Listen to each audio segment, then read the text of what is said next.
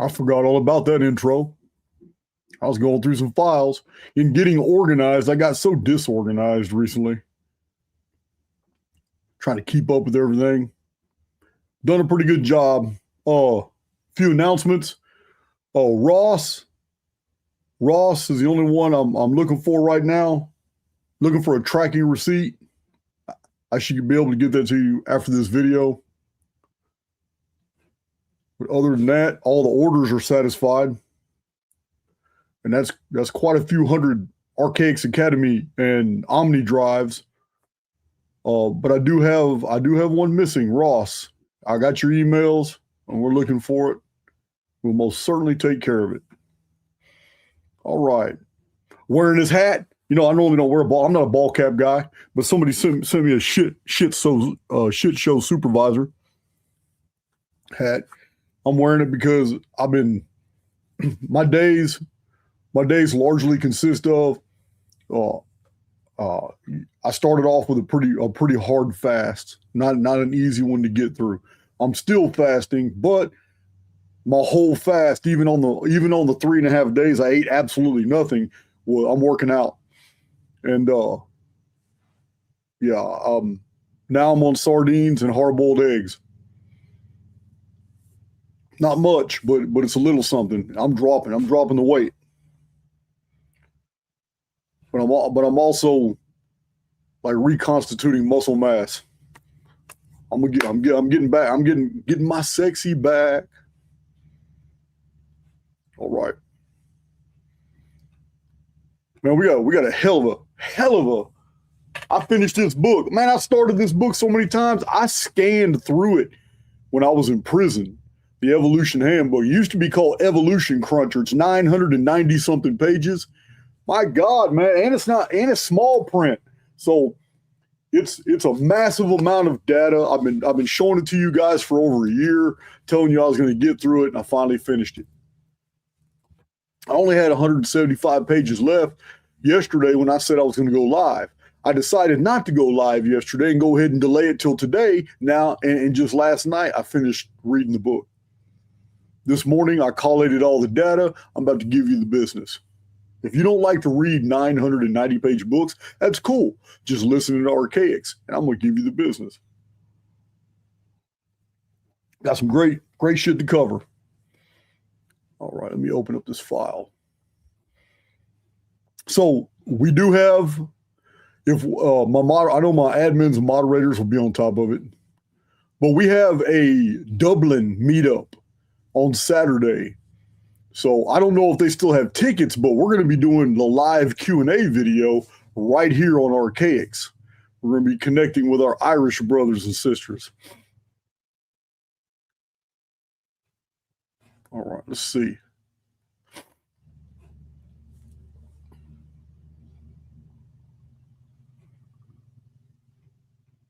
All right. That'll be Ireland. Well, we also have the September.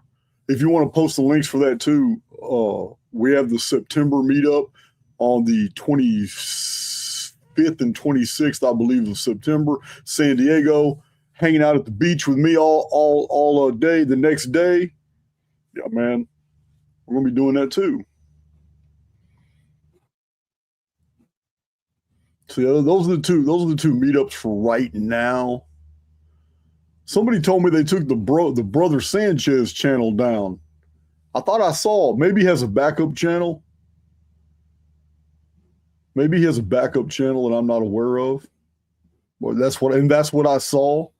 Because I'm not thinking that was correct. Man, maybe I'm wrong. Maybe they did take his big channel down. I don't know. Be interested to find out why. All right, so I'm gonna share my screen. Man, where's Guy Anderson at? Anybody seen Guy Anderson? Make sure he's all right. Because he had the 17th, 18th, 19th, 20th, 21st, 22nd, and all the 23rd to send an email. to do a rebuttal post, to do a rebuttal video, to say something on a podcast, to communicate with people, send an email somebody. Hey man, I just made a mistake. Hey man, this is what really happened. Dude, defend yourself somehow. You just let me do a 2-hour video exposing the stupidest shit you ever did in your life, and you did it publicly concerning me, trying to claim that I'm sitting there communicating with you and I'm verifying and validating your theory, which was total bullshit. And you just been radio silent when I know for a fact, I know over 20 people that personally emailed you and left comments on Facebook and different social media, man. What's going on? Yeah, after 7 days, yeah, that's pretty much indicative, man, that I hit the nail on the head, man. You didn't make a mistake. You lied. Sad, man. Sure would be nice for all those podcasters that had him on, man, to, give little public statements to their communities. Hey, man, we had this dude on, man, but our Archaics exposed this dude and went through his books and showed where he's been bullshitting all throughout his books. Their books are garbage. It's, man, I apologize for having such a shill on my channel. Yeah, I seriously doubt any of them have the integrity to do that. So crazy. So crazy, man. All right.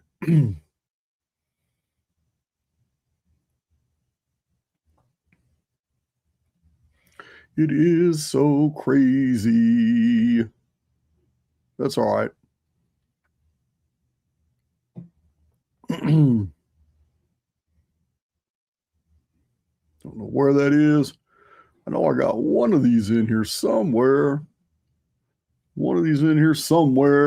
Okay. Oh, you got 7 more days. Today's the 23rd. Yeah, I think that's right. 4, 5, 6, 7, 8, 9, 10, 30, 31 days in December, July.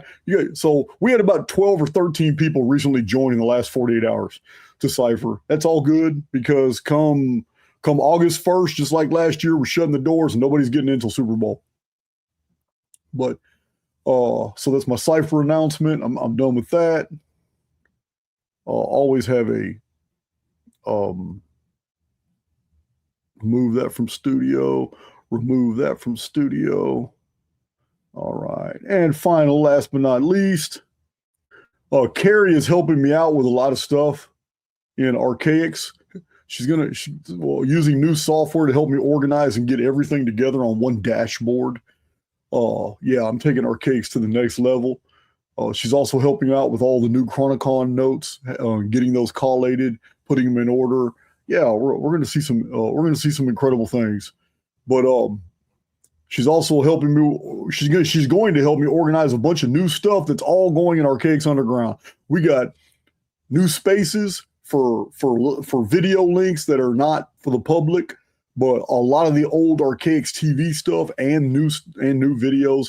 Also Archaics Underground. I got like 180 new audio files. There's already over 100 in there, but we got more audio files about to get uploaded. A tremendous amount of new charts that have never been PDF'd and sold. These are all the charts that came out in the last 2 years. All my PDFs are old. All my downloads, all my PDFs for downloads for all kinds of data and all, they're just old. They're all 1 year is a huge amount of time for the Archaics material. You guys know that. We're putting out a prodigious amount of data every month. So you can imagine 2 years worth of awesome charts and all kinds of data sets on amazing things. But Archaics Academy slowed me down. You guys knew that, but I did it. I finished Archaics Academy, 65 courses. Now I do have 7 more courses coming out, but they're for the public. These are just so you can say that you did 72 courses if you've done. So we're also designing the new Archaics Academy challenge coin for those who have ordered the Academy and are going to pass the little test that I'll be sending out. But Archaics Underground is where it's at, guys. It's not just it's not a website. It's a platform. Everything you can imagine is Archaics Underground. Archaics Underground is full of beautiful people. Yes, it's $5.52 a month It's not much, but you get a whole lot out of it. It's a networking, Aaron's businesses, Aaron's personals, Aaron's meetups. People are putting together and networking throughout there. All kinds, everything you can imagine that you can find on social media is also found right there in the underground, but it's consolidated. And it's a whole bunch of people that want to be on social media together. Not with all these trolls and all all these naysayers and all these negative Nancys. Archaic's Underground is an awesome, thriving, and growing community. So, okay, I think I got my announcements out the way. Hardly ever. I always forget my announcements. But yeah, so there is one more thing to show. It's not really an announcement, but it's pretty intriguing. OG Face Diaper, shout out to my buddy there, man. He put my face on a boxer handling this other boxer with the face of Billy Carson. And if you guys haven't seen it, there's a short on YouTube now where this is animated, and Mike Tyson's sitting there laughing. Mike Tyson got charged, with the exact same charge I did, guys. He's rich and famous. He got a pass, man. He got a slap on the wrist. He got 3 years. He got out, and it didn't ruin his career. He got out beating the crap out of people. Yeah, I don't hear Billy Carson, I'm a 140, talking shit about Mike Tyson. Where's that at? I don't see you up in Mike's face. So, you know what? Facebook educated coward. That's my conclusion. You ain't shit. Yeah, but if you want to see the animated meme version, man, you got to go to X, or you got to go to YouTube and look at the shorts. And you know what? We had so much fun with that. We might come out with some more, and I hope that dude gets mad. Yeah, man. Now my announcements are over. See how this Death Star tastes. I love this book. This book was so great. It was so good. We're going to have fun this weekend. On the 25th, on Saturday, we're going to be kicking it with the Irish. And the girl hosting, I've met her. She came to the Houston meetup. I believe she's been to 2 meetups, at Las Vegas too. But she's a good soul. But she's from Ireland, and she put this together. Oh man, that would be awesome. You know how awesome that would be? Me and Billy Carson in the ring, man. If I could do a fundraiser like $25,000, and once we hit the $25,000, proof I'm not even touching the money, but I'll sign the check over to Billy Carson if you'll just do 3 rounds with me. Just 3 rounds. Contracts 3 rounds. If you last 3 rounds, you can walk away. You don't even got to do no 4th round if you last. Man, $25,000, man, just 3 rounds, man. Listen, man, we can pat him up. I'm not used to fighting with gloves, but you know what? We can pat him up. And shit, I didn't spend 26 years in maximum security and come out abroad. I promise you that. So I would love to do that. That would be badass.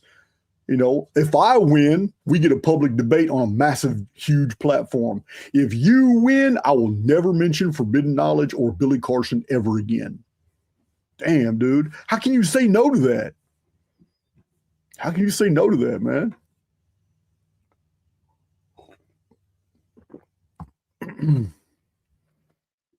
All right, man. 3 rounds is a lot with somebody who knows what they're doing, guys. Yeah, it's a lot. Mike Tyson won most of his fights.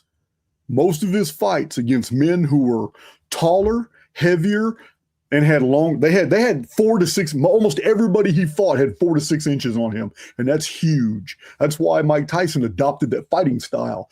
Mike Tyson's fighting style was very, very unique. I've told y'all in the past, I studied Mike Tyson's videos, man, because it's amazing what he did.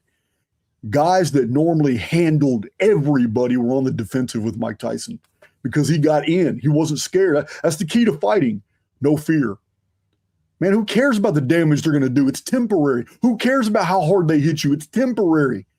You just have to wait for that split second where they give you an opening where you can drop them in one hit. That's all you need. Because if you plan on drawing out a conflict, then it becomes a breathing contest. You're no longer battling. Now it is a war of attrition. Who can breathe the longest fights? That's it. They win. Whoever can breathe the longest wins. If it gets to that point, you've already lost. Already lost. Yeah, man. Mike Tyson was a phenomenon because ordinarily body mass index, body weight, and especially that reach. Man, just 1 inch is a lot. But most of the guys Mike Tyson fought had 4 to 6 inches reach on him. And that's huge. It's huge. They could tag him from a distance, man, but he always had to get in to be able to do any damage. So he stayed in. He stuck to them dudes like glue. Yeah, man. Ordinarily, Mike Tyson is an exception to the rule because of his aggression, because of his training and skill, and his sheer power. But it's because he stayed in on the inside of those guys. He didn't fight their fight. He did not fight like a traditional boxer and stay at a distance. He always, and watch every Mike Tyson fight, he takes a charge to them and stays on the inside. So that's what Mike Tyson does. But ordinarily, body mass index, unless you're just exceptionally trained, yeah, man. If somebody is 10 to 20 pounds heavier than somebody else, ordinarily they're going to win. Their punches are harder. They can wrestle you out. They can choke you out. They can push you, but you can't really push them back. Yeah, man, 10 to 20 pounds is a huge difference in fight class. It's huge. Yeah, that's right. Peekaboo style.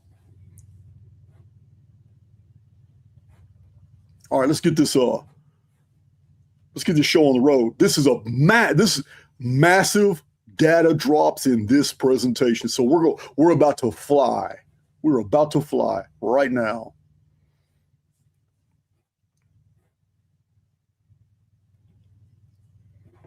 I'm gonna fly down the lonely, lonely road.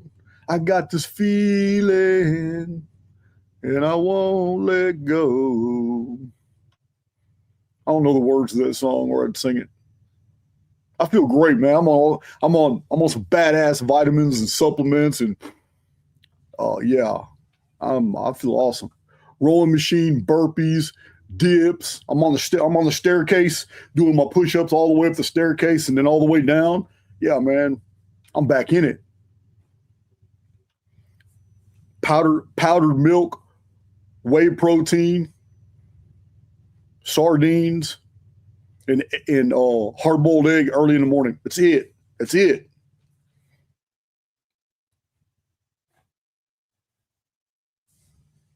All right, share my screen.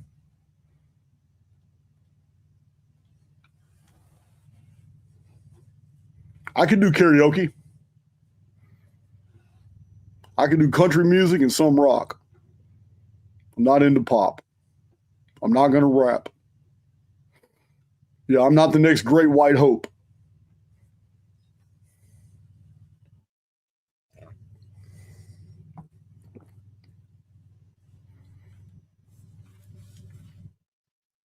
I don't believe Mike Tyson was guilty. Mike Tyson and I share that in common. Yeah, we absolutely share that in common. You guys, most of y'all know my story. Yeah, you'll never see a state document. You will never see a state document from the 339th District Court Judge Norman Lanford with Jason Brashears ever saying that a victim ever said that I was the one that raped her. You'll never see that document because it doesn't exist. I don't believe Mike Tyson did it. I believe they set his ass up. But I don't think the official story is true.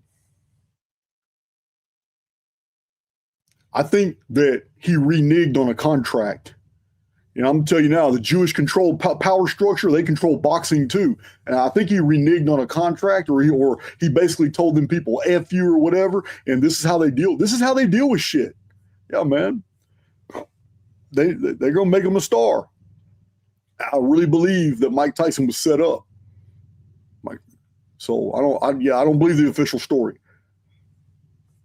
There's going to be other people who are sent to prison for the same shit. And they didn't do nothing to those people. They didn't do nothing to those women. Now, I'm not saying that everybody's innocent. That's not what I'm saying here. But Hollywood's a different beast. Hollywood is a different beast. All right. Now,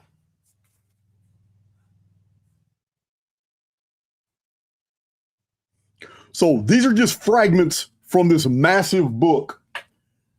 And he covers all the angles. He covers the historic ancient civilization. He covers anthropology. He covers what's been discovered, what's not been discovered, relative and absolute dating methods. We're going to go through a bunch of it right here.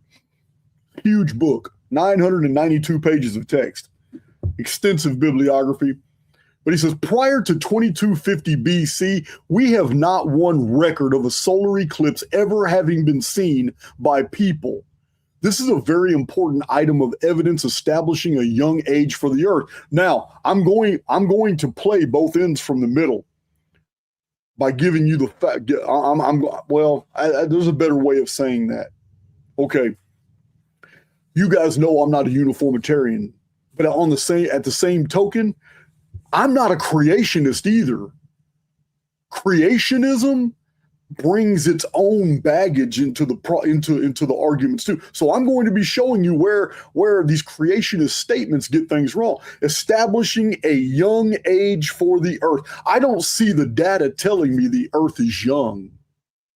I see something else. Yeah, I'm a catastrophist, and as a catastrophist, I'm also a simulationist. And there is a bridge, as we'll show, but it doesn't establish a young age for the Earth. The fact that no solar, listen to me, so archaics veterans, you think about it.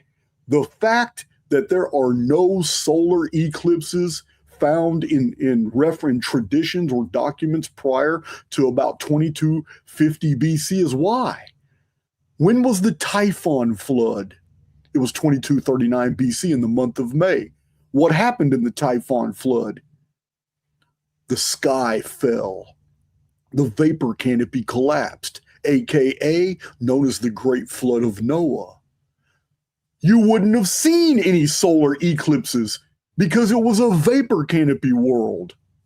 So while he asserts a fact that there's no records of solar eclipses prior to 2250 BC, his conclusion is totally wrong because he's a creationist.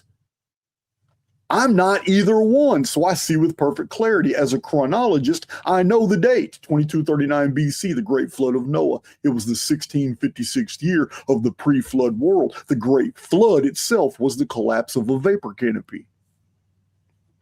So, during the vapor canopy, the sun is not seen. Therefore, you can't see an eclipse. This is when the sun was born, according to ancient traditions. This began the ancient American sun calendars. The very first sun was what?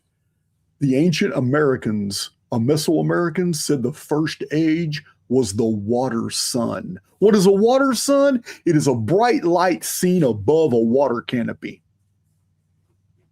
So it all fits.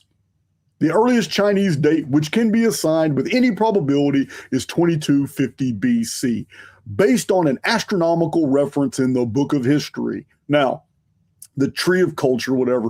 Anyway, this is going to be 2239 BC. This is even the Book of Jasher says the sun darkened in 2239 BC, and this is precisely the date of the flood. It is the sun darkening caused by Typhon, the phoenix. The problem with First Dynasty dates is they are based off the king list of Manetho, an Egyptian priest who lived many centuries later in 250 BC. Manetho's writings have only been preserved in a few inaccurate quotations in other ancient writings. Barton of the University of Pennsylvania points out the problem here. The number of years assigned to each Egyptian king, and consequently the length of time covered by the dynasties, differ in these two copies, so that while the work of Manetho forms the backbone of our chronology, it gives us no absolute reliable chronology. In the course of a single century's research, the earliest date of Egyptian history, that of Egypt's unification under King Menes, the first king of the first Egyptian dynasty, has plummeted from 5,876 to 2,900 BC, and not even the latter year has been established beyond doubt. Do we, in fact, have any firm dates at all? No, you don't have any firm dates when you go by Egyptian history, because the Egyptians never kept a chronology. It just didn't. Every pharaoh began the timeline over again. So, yeah, this is embarrassing, because Kathleen Kenyon, one of the, according to anthropology, she's the greatest anthropologist of all time. Kathleen Kenyon is the one that they all defer to on dating ancient Neolithic and post-Neolithic structures and archaeological finds. But when you read Kathleen Kenyon, she bases her assumptions on Manetho's Egyptian dating. It's embarrassing. The scientific world relies on the dating of a woman who's not relying on her findings, but on how her findings can fit within an arbitrary chronology that ancient historians even admit is so tortured they have no idea when the beginning or end of that chronology was. Manetho's Egyptian chronology is garbage. It's garbage. Thank you for the 20 gems. I don't even know what 20 gems are or what it means, but thank you anyway. Appreciate it. This is some new gems or some new stuff YouTube started.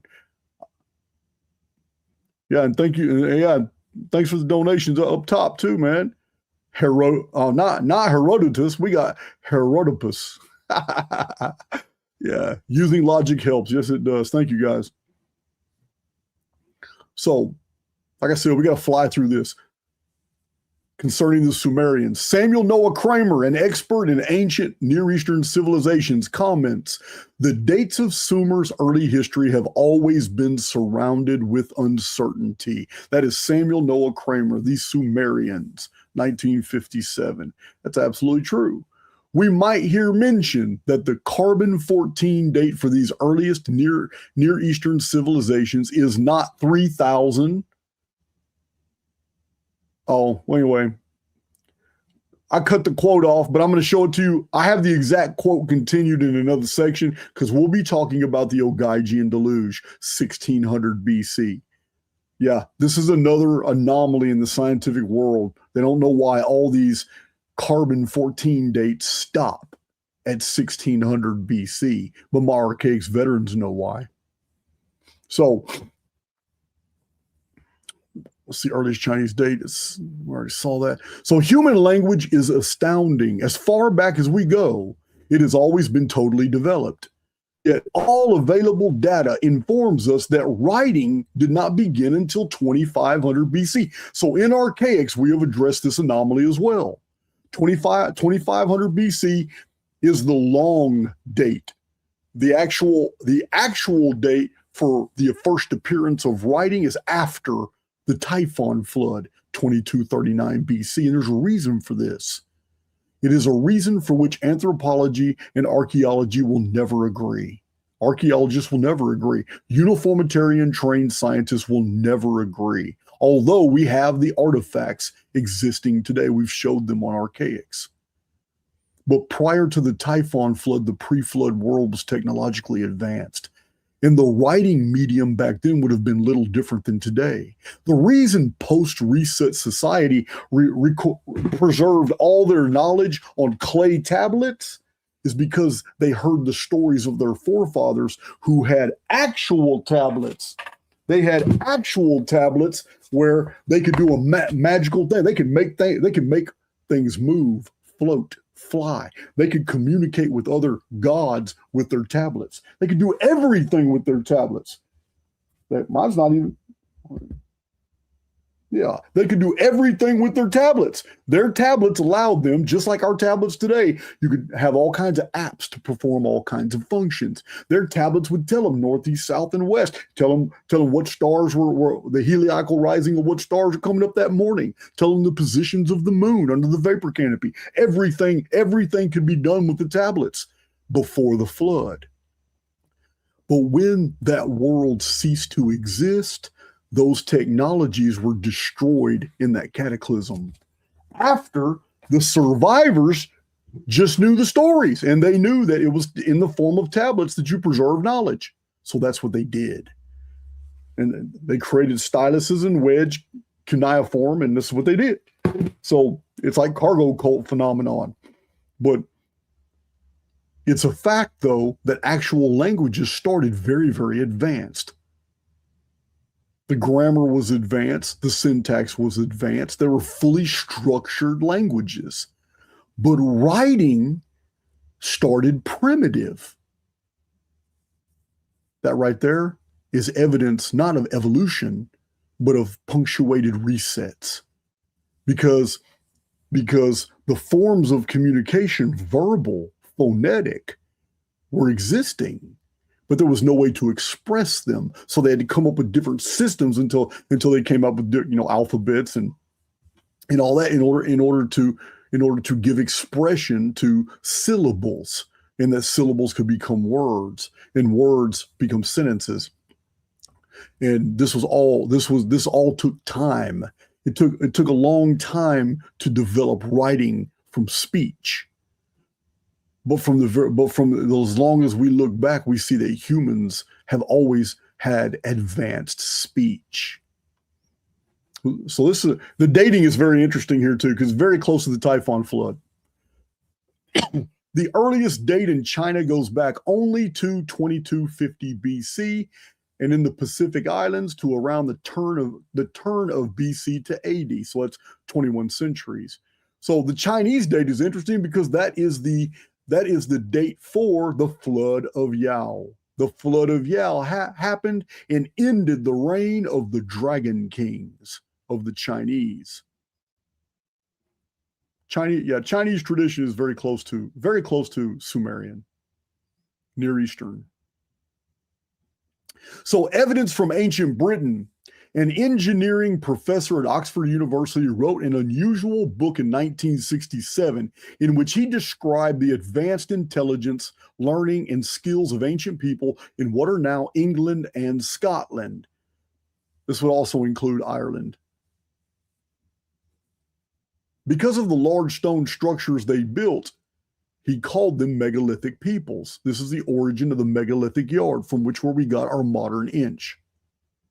Over a period of 40 years, some 600 megalithic sites were surveyed, which he dated to 2000 to 1600 BC. Pay attention to this date, 1600 BC. Archaics veterans, you know what it is. It's right after one of the worst recorded destructions in the world, the Ogygian apocalypse, the Ogygian flood of the ancient world, the collapse of the old Bronze Age.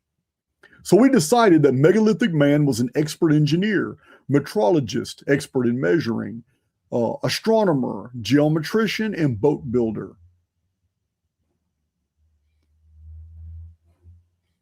You got everything there. You got Durrington walls, and you got the whole infrastructure laid out throughout Great Britain. We all know it's there. Hundreds of ancient megalithic sites. There's so much there. Stonehenge isn't the only thing. There's a lot. Got cromlechs and dolmens and table stones. Britain is packed full of gigantic Neolithic earthworks. So these ancient peoples of Britain understood levers, fulcrums, foundations, shear legs, slings, and ropes. They knew how to make and use highly accurate measuring rods, just as modern surveyors do. On sloping ground, they only made horizontal measurements. They could range in a straight line between mutually invisible points.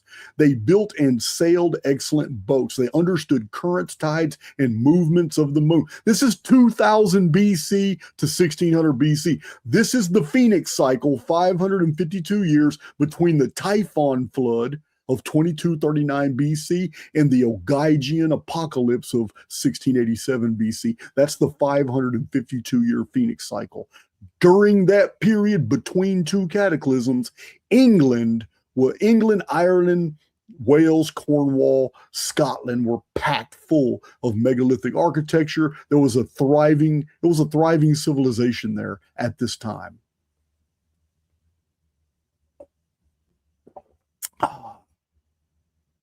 Okay, they were able to predict which full or new moon would precede an eclipse of the moon or sun.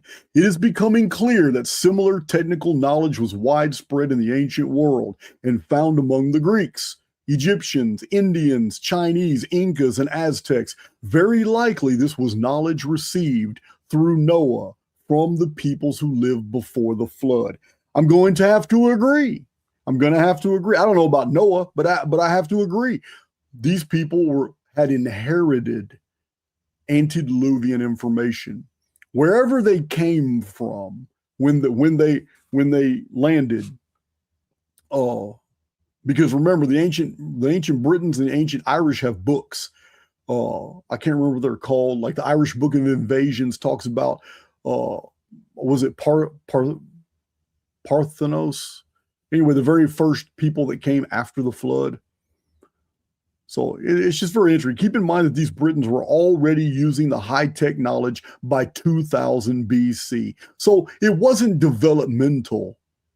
It was inherited. They brought it from somewhere. In composing his history of Egypt and putting together a register of its dynasties, Manetho was guided by the desire to prove to the Greeks, the masters of his land, that the Egyptian people and culture was much older than theirs and also older than the Babylonian nation and civilization. So that's what Manetho did. He hyperextended all the pharaohs so it would go further back in time than Babylon and Greece. But it was total bullshit. Egypt had already fallen to foreign powers 3 centuries before Manetho was born. He was writing about things that no one knew about. He's putting all this bullshit together. So he got some of his information from the king lists in the Turin Papyrus and stuff like that. But even then, they didn't know. And it sure didn't attribute all these magnificent numbers to these kings. So Egyptian history was decoded by Professor L.A. Waddell, and he shows that the first 5 dynasties of Egypt are the 20th, 19th, and 18th centuries BC, and they're the first 5 dynasties of Sumer as well, their parent culture. He proved this back in the 1940s. So, for example, it is well known among the archaeologists and Egyptologists that ancient Egyptian records exaggerate victories while never mentioning defeats. Yeah, so if they did that, why would you trust their chronologies? The Egyptians had a center of the universe attitude about themselves, and they repeatedly colored or falsified historical reporting in order to make themselves look better than other nations around them. Man, we already know who that sounds like. In contrast, it is highly significant that the well-authenticated Egyptian dates only go back to 1600 BC. Experts trying to unravel Egyptian dating problems have come to that conclusion. What? Verifiable Egyptian history actually only goes back to 1600 BC. Now things are starting to make sense. Remember, the Ogygian deluge is the most well-recorded destruction of the ancient world.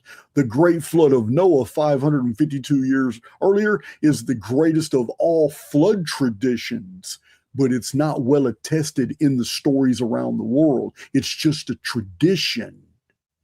The Ogygian destruction is found in archaeology everywhere, as we've shown in our archaics. So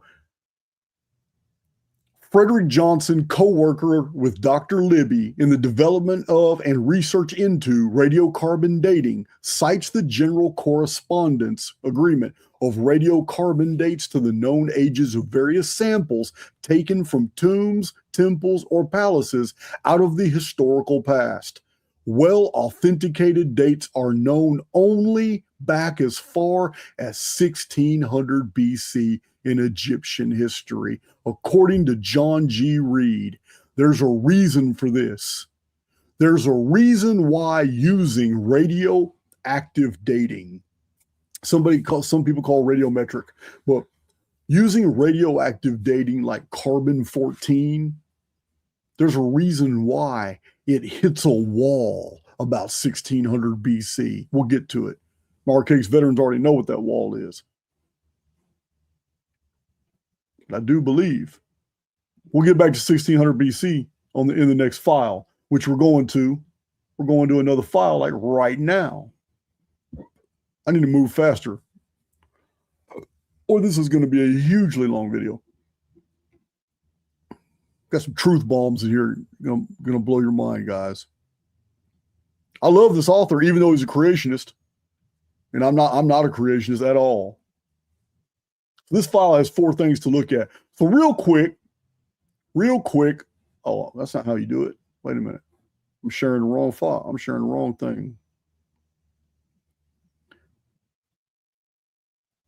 So real quick, you need to understand, when it comes to the different ages that we're told on the geologic column, you have to understand, these were all invented before radiomagnetic dating, radiometric dating, radioactive dating, carbon-14, absolute dating models, relative dating models. Before any of these scientific methods used to date anything were ever developed, before any, listen to how important this is, before any scientific dating procedures were ever invented, the geologic column was already established.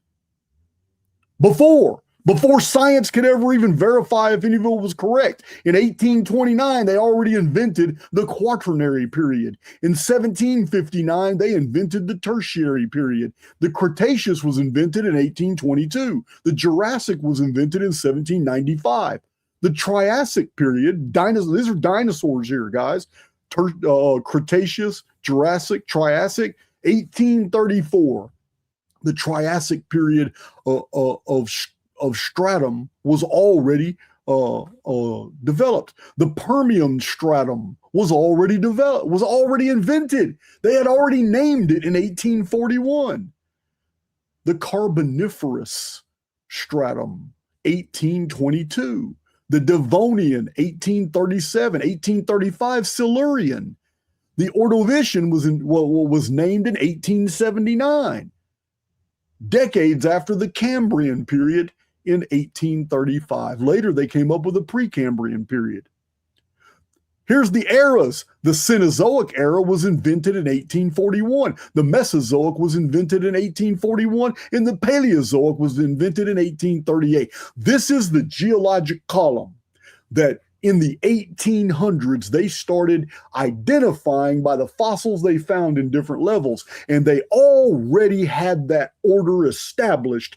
In this order, the order we have in the geologic column was already established before a single scientific method was ever invented in the modern world to even support any of it. And imagine that! Every scientific model confirms the model. How the fuck did that happen? It didn't, because it's all bullshit. It didn't, because it's all BS. In 1862, Thomson said the Earth was 20 million years old. 1862. All right, that's 160 years ago, 164 years ago to be precise. Now, 1862. 35 years later, in 1897, he doubled it to 40 million years. 2 years later, Jay Jolly said it was 90 million. Can you imagine that conversation? Say, bro, you're wrong, man. The world ain't 40 million years old. It's 90 million years old. And neither one of them have any data to support either position. These are scientists. So Rayleigh in 1921 said that the Earth has been here for 1 billion years. He took it to another level. Yeah, that dude pulled out his cigar, puff, puff. No, guys, you guys got it wrong. The world is 1 billion years old. Yeah, man. 11 years later, Hotchkiss moved the figure up to 1.6. Yeah, he had data showing that, nah, man, that's not 1 billion years old. Yeah, it's 600 million years older than that, bro. So Holmes in 1947 declared it to be 3.35 billion years old. And in 1956, he himself raised it to 4.5 billion. That's how we got the age of the world. We did not get the age of the world scientifically. We got it through fantasy assumptions provided by scientists. Thank you, Third Space. I love you. So crazy. Oh, let me finish the statement. The statement was just now, the age of the Earth is about 5 billion years. Pretty soon, someone will raise it again. I agree with that. So Dr. Engel, professor of the California Institute of Technology, comments that the age for the Earth accepted by most geologists rose from a value of about 50 million years in 1900 to about 5 billion years by 1960. That's just 60 years. He suggests facetiously that if we just relax and wait another decade, the Earth may not be 4.5 to 5 eons old at all. He's right. They're just going to up it again. The more age they can give to the past, the more uncertainty they can introduce into the field.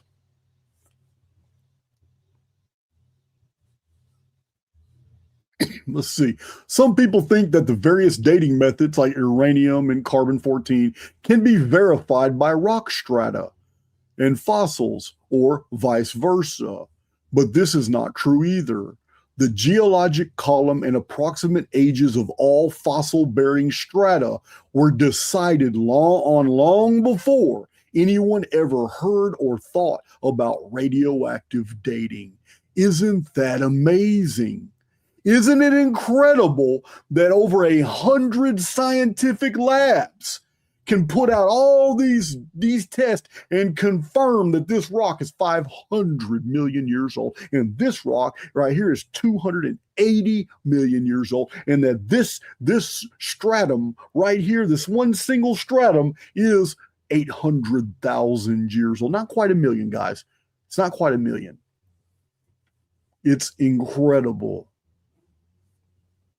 It's incredible how prophetic all those men were when they invented a whole geological age and said that a certain layer of rock material represents that one geological age, and they gave it a name. And magically, all 12 men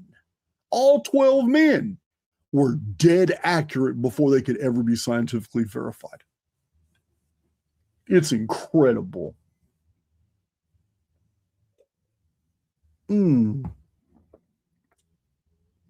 to the next file.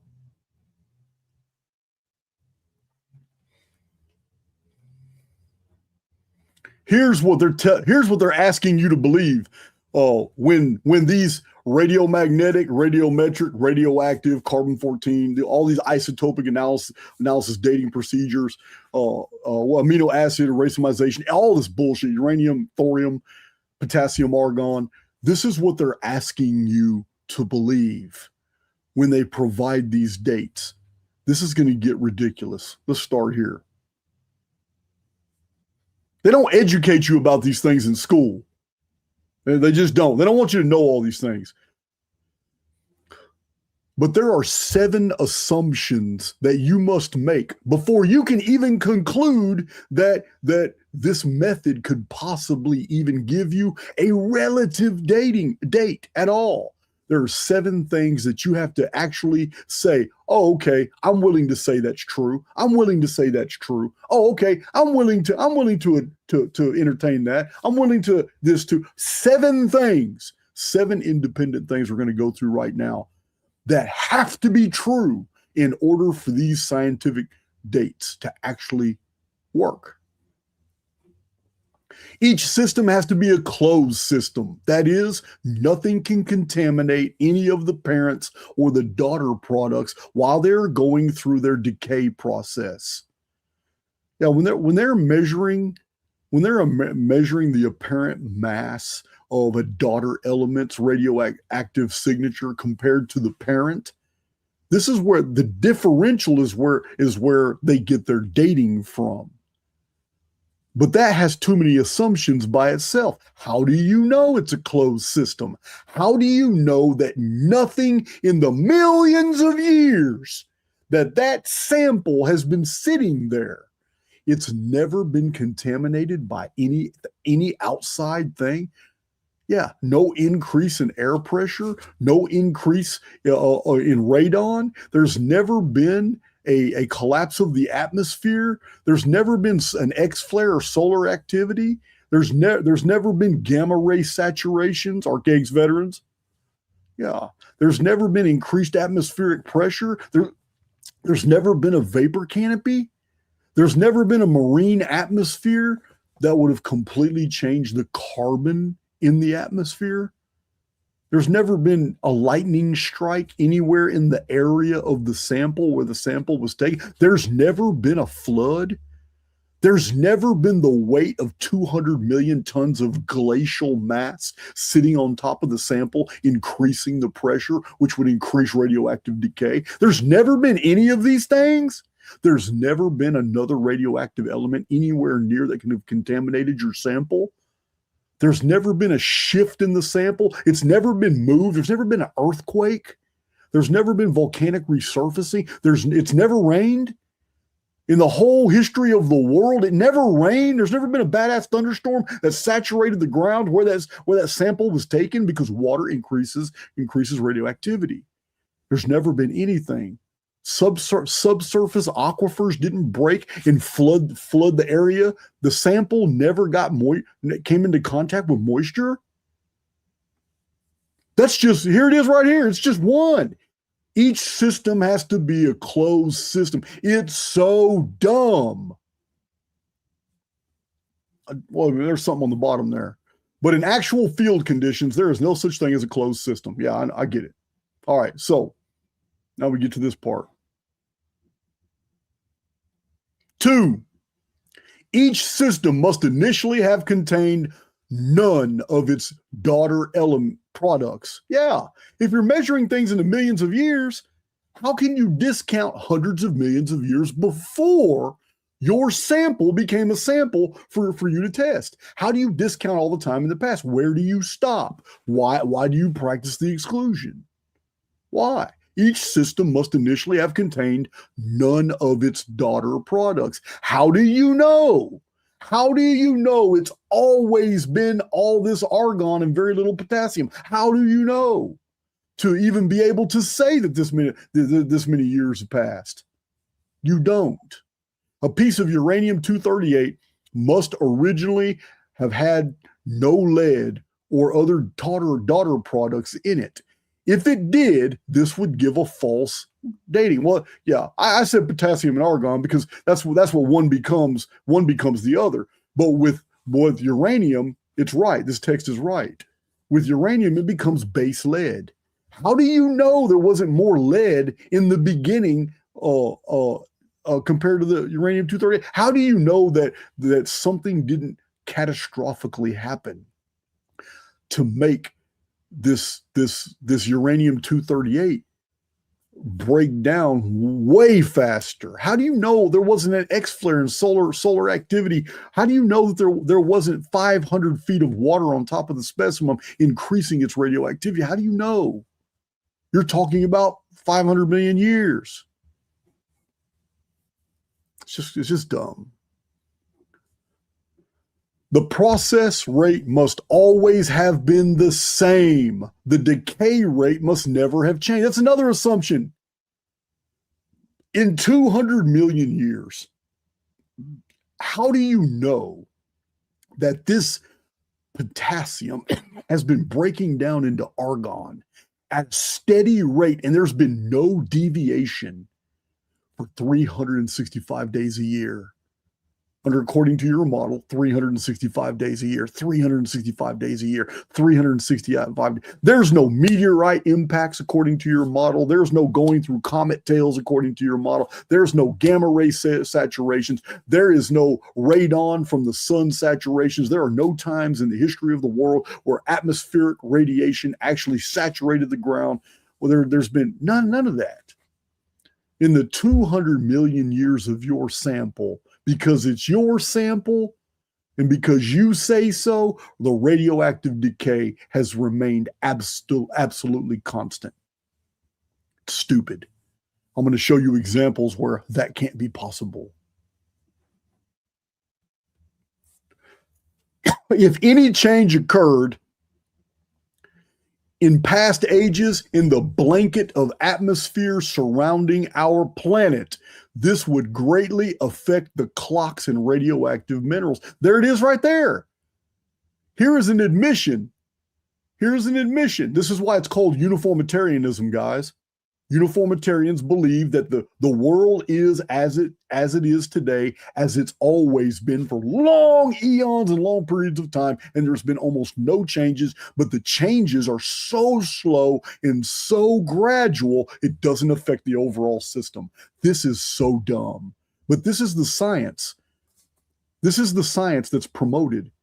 This is the science that everyone leans on, not just academia. Not just the scholars, but even alt media historians, even people like Graham Hancock, Randall Carlson. This is the science they rely on. This is what they push. It's bullshit. Here's an admission. All it takes is atmospheric changes and it affects radioactive decay. So we already know there's atmospheric changes. This is why Immanuel Velikovsky's research offended the scientific community. They can't have it stand. He collapsed their whole bubble. This is why Graham Hancock and Randall Carlson do not promote Immanuel Velikovsky. Yeah, man, I already told you why.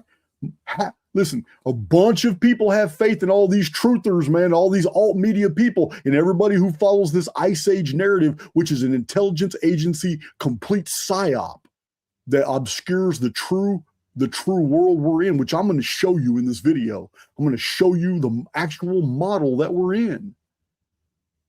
12,000 year ice age is uniformitarianism. Complete. It's absolute BS. Absolute BS. Every vapor canopy that we've endured in the past, it's a vapor canopy ice age cycle. But it's not ice ages like the Graham Hancock version. Like the uniformitarian version with mammoths, big old hairy mammoths, man. All that's been disproven. Why the elephants had long hair had nothing to do with the cold at all. All that's been disproven. We're going to get to it.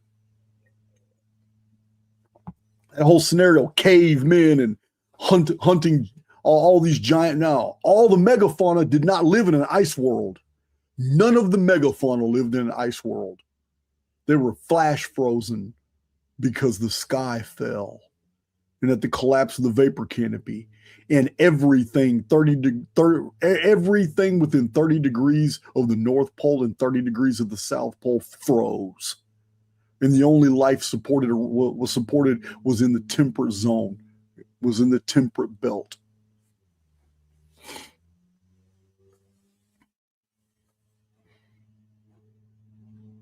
Yeah, anybody pushing that model, man, you can just quit listening to their stupid asses. Just so dumb. It's all dumb, guys. The blanket of air covering our world is equivalent to 34 feet of water or 1 meter thickness of lead. If at some earlier time this blanket of air was more heavily water saturated, it would produce a major change from the present rate in the atomic clocks within radioactive minerals. This is literally telling you that if we had a vapor canopy anytime in the recent past, like we did in the Dark Ages, like we might have had in the Middle Ages around the 10th century, like we definitely had for a while after the Ogaigian deluge, like we certainly had before the flood of Noah, here it is right here. It's literally telling you if we had any increase of moisture in the mesosphere, it completely alters the atomic clocks. Meaning all the relative and absolute dating methods are bullshit. Total bullshit.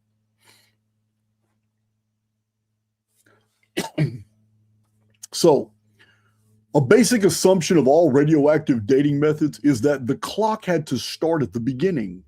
That is, no daughter elements were present. Only those elements at the top of the radioactive chain were in existence. And that's just stupid because everything is in a flow state. Yeah, they can't isolate a specimen and just say, well, this is the beginning, and then measure back from there. It's too arbitrary. You weren't living back there. And you sure as hell weren't living 200 million years ago when the specimen you're really dating is only 3,000 or 4,000 years old. It's ridiculous. Thank you, Mattia, Gerald. Appreciate you guys.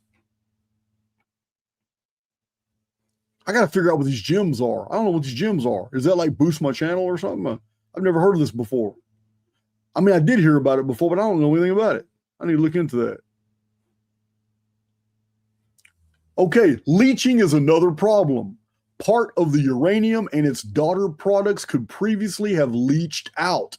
Yeah, you don't even have all the sample you think you have because something happened. In 200 million years, you don't think there would be some leaching? You don't think moisture in a belt would pass from the surface deeper into the world? And then because of geothermal subsurface internal pressure, there would be more heat. What happens anytime that there's more heating in the earth? Water is pushed to the surface. Well, if a belt of water is moving through the ground, through solid rock, and up through the topsoil and all that, you don't think some of that would carry away some of the radioactivity? It would carry away some of your specimen? You don't know. It's been 200 million years. You don't know. So dumb. So dumb.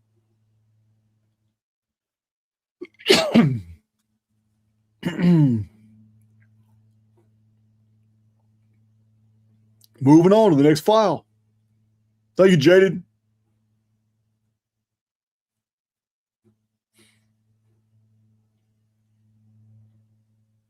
Finding buried treasures and telling everyone, you know where the dirt came from. So, submerged volcanic rocks produced by lava flows off the coast of Hawaii in the years 1800 and 1801 were dated using potassium argon. The lava forming those rocks is clearly known to be less than 200 years old. Yet the potassium argon dating of the rocks yielded great ages ranging from 1.6 million to 2.9 billion years old. You see that? 1.6 million to almost 3 billion years old. And the lava was known to only be 200 years old. Potassium is found in most igneous lava and some sedimentary fossil-bearing rocks. In spite of its notorious inaccuracy, to this day, potassium argon dating continues to be the most common method of radioactive dating of fossil-bearing rock strata. They don't care. Scientific community does not care if they're given readings that don't comport with what they're trying to measure. The reason they don't care, as I'll show you in a minute, is because they throw them out. Scientists may do 200 samples of something very important, and if 100 of those samples are ridiculous by their standards because they show that they're within the last 58 centuries, they throw them out as anomalies. They say, oh no, these were wrong because of this, and they make up a reason. You get to see established scientific peer review reports establishing that this specimen right here, this big long femur came from a brachiosaurus, and we're telling you right now it's 65 million years old. Although all the other samples showed the anomaly that it's got to be under 10, it has to be under 10,000 years old. This is what science does. They practice exclusions, they publish only what you want you to see, and they discard in a footnote everything else. This is what they do.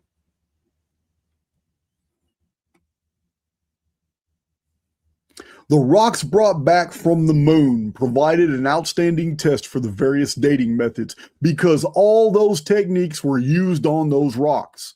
The results were a disaster. The age spread of certain moon rocks varied from 2 million to 28 billion years. And now scientists are arguing over the results. Isn't that something? Isn't that something? You can sit there and argue over a bunch of bullshit. It's already bullshit.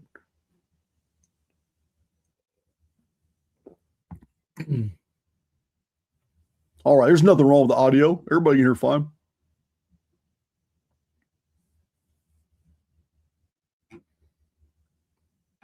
All right, so Sunset Crater in Arizona volcano is known from tree ring dating to be about 1,000 years old, but potassium argon put it at over 200,000 years old.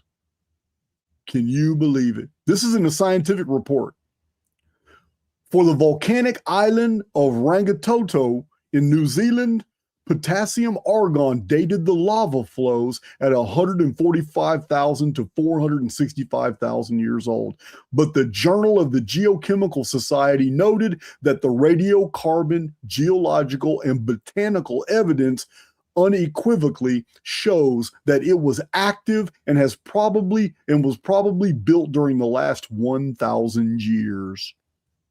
In fact, wood buried underneath its lava has been carbon dated to less than 350 years old. Imagine that. Even the lava dome at Mount St. Helens, produced in 1980, has been radiometrically dated at 2.8 million years old. That's embarrassing, but they didn't publish that in any scientific, any mainstream magazines. Scientists kept that one up under wraps. Mortar from Oxford Castle in England was dated by radiocarbon as 7,370 years old. Damn, the British are old. Yet the castle itself was only built 785 years ago. Imagine that. Radiocarbon dating, 7,370 years old, but the English know when they built their castle. Thank you, Rhonda. Rhonda Rule. Freshly killed seals. We're talking about they just killed these seals. They were dated to 1,300 years ago. This means they are supposed to have died over a millennium ago. Other seals, which have been dead no longer than 30 years, were dated at 4,600 years ago. Can you believe it? This is scientific dating, guys. These are the results they throw out. They don't want you to know about. Wood was cut out of living, growing trees. Although only a few days dead, it was dated as having existed 10,000 years ago. That's Graham Hancock's evidence of Atlantis in 10,000 BC. Yeah, he copied this bullshit scientific report here showing living tree wood was 10,000 years old. Data point. Dumbass.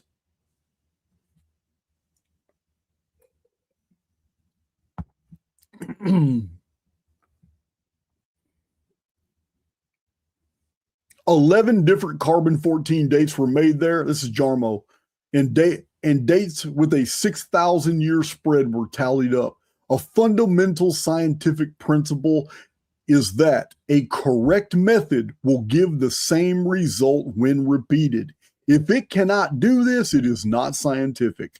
And that's the problem, guys. There are no relative dating models. There are no absolute dating models that can give you the same result every test, because it's already been proven in labs all over the world. It's been proven in the last 60 years that you can take a sample, measure it, and get a different result than the lab that sampled it priorly. There are no fossils. There are no testable materials that can be found anywhere in the world that you can give to two different labs and have those labs not communicate and they'll ever get the same dates. It's impossible. It's never happened in the history of the world. This is why they date. This is why they test things and they get 20, 30, 40 dates. So they can take the ones that are acceptable, shelve the others, write up reasons why these were inaccurate tests, and keep the actual dates they want. You will never find where they can take a sample, give it to a lab, have that lab not report it to anybody, absolutely secret. Somebody, a third party holds on to that date, give the exact same sample to someone else, and they will have a wildly disproportionate date every single time. Nothing about this shit is scientific. Nothing. It's all bullshit. All absolute bullshit. That's why I can't listen to Randall Carlson. That's why I can't hear about the rock from space. That's why I can't listen to Graham Hancock and Randall Carlson pontificate about 12,000 by and then talk about meltwater pulse 1b and talk about all these ice age things that they assume as factual, but there's still 41 different ice age theories that cannot be reconciled because no scientist can figure out how the hell the ice even got there. They can't. We're going to talk about some of these conditions too. Why? It doesn't even snow in Antarctica. Why? How did this ice pack get there? I know. Archaic's veterans know. Anybody who has studied the vapor canopy ice age cycle phenomenon of the history of the world that documented in Archaics understands how the ice got there, because there's no other way it could have got there.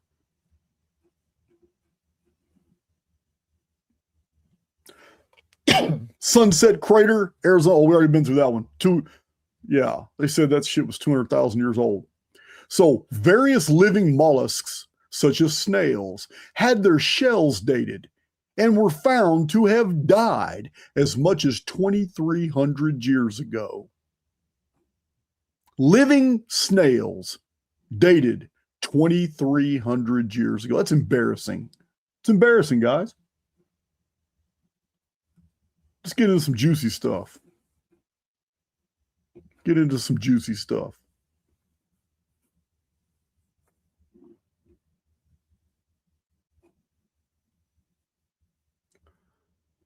Shit, if shells could last that long, that's what the Ninja Turtles need. Let's keep on going here. This is a really good book, guys. You want it, the Evolution Handbook, you can get it. It's online. You can order this online. It's a really good book.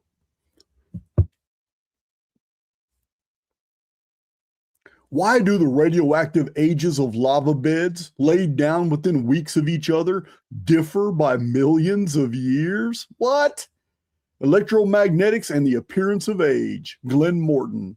That's incredible. So they tested lava.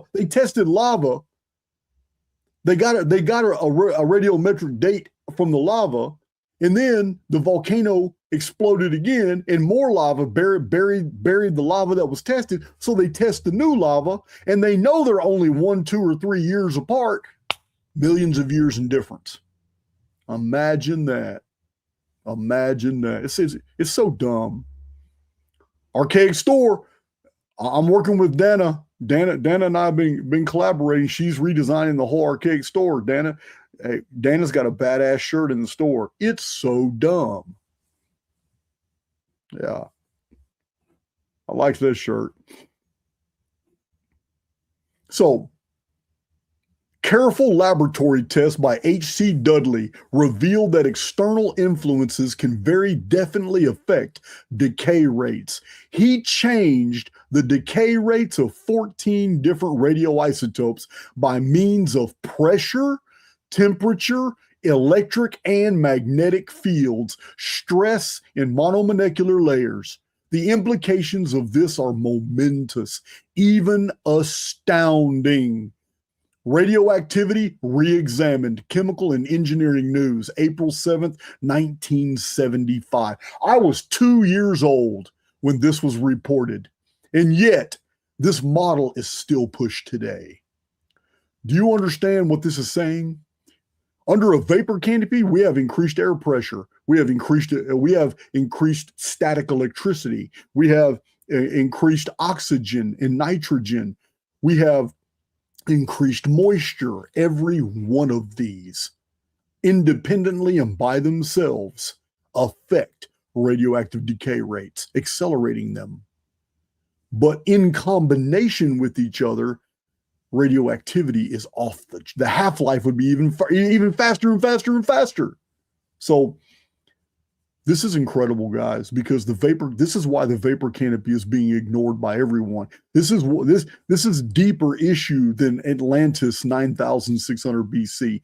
The reason all these shills they can't go there, whoever their controller is, their controllers know shit. We got to hold on to the Atlantis narrative and the Ice Age narrative. We got to hold on to the ancient aliens narrative, which pushes things hundreds of thousands of years back instead of hundreds of thousands of days, turnings of the stars. Remember, a shar is a day, not a year. A shar is a turning of the stars. You remember the song? I ain't played that song in a long time. But yeah, man, Billy Carson knows that song. He's in it. So that they can't go there.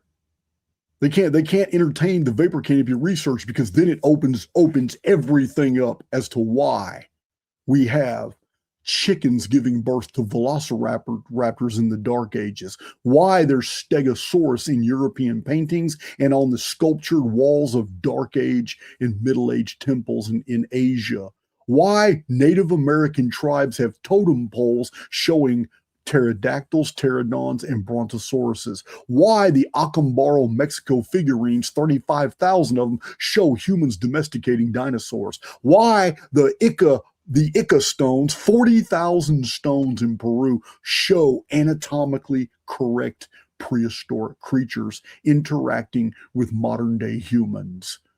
This is why vapor canopies answer all the historical anomalies. But we're not in one right now. We're at the very last decade and a half of an ice age. And the ice age is about to collapse with a massive amount of volcanism that's going to start around 2032 and 2033. And for 7 years, it's going to build up until 2040. The next Phoenix year. That volcanism is going to create a new canopy. That new canopy is going to create a whole new world. It's going to introduce parthenogenetic changes to amphibians, reptiles, insects, and the world's going to rapidly change. So, wow. Thank you, Amaya.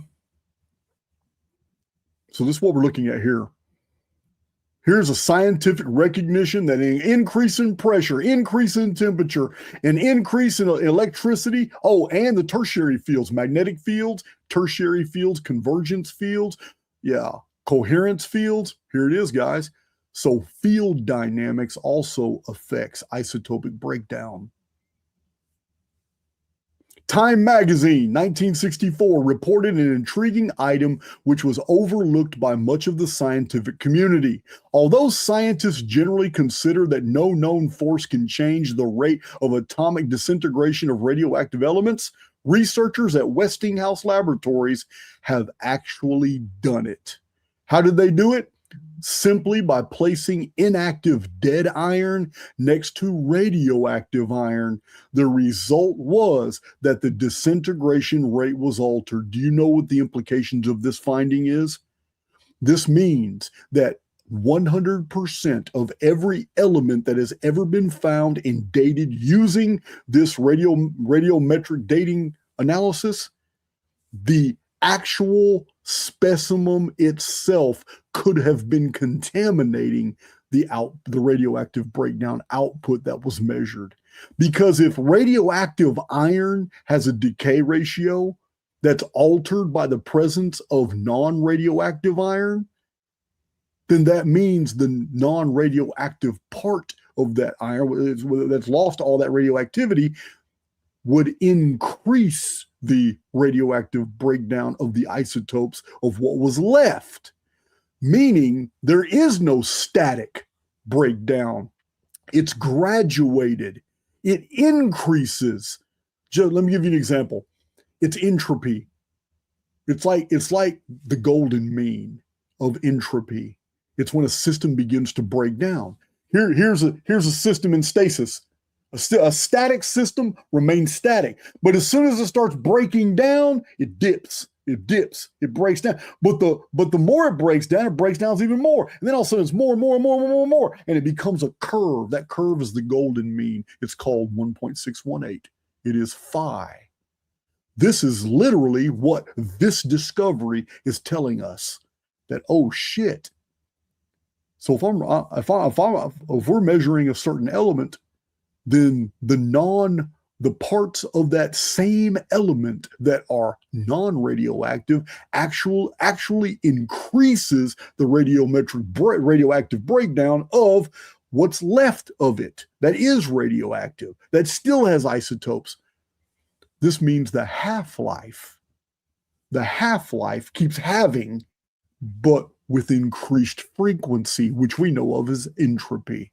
This changes everything. This means every sample that has ever been measured is not only terribly wrong, but it's catastrophically wrong, because the samples themselves are encode an abbreviated, a much shorter duration. But it's not one the scientists are accepting. They're assuming, remember the original 7 assumptions? They're assuming that the sample is uncontaminated, that it is in a closed system affected by nothing else, and that the entire decay rate for hundreds of millions of years has remained unchanged. This one discovery alters all that. Scientists didn't overlook it. They want to ignore it. From AD 420 to 1530 AD, and from 1639 to 1720 AD, there were very few sunspots. During those years, not a single aurora was reported anywhere around the globe.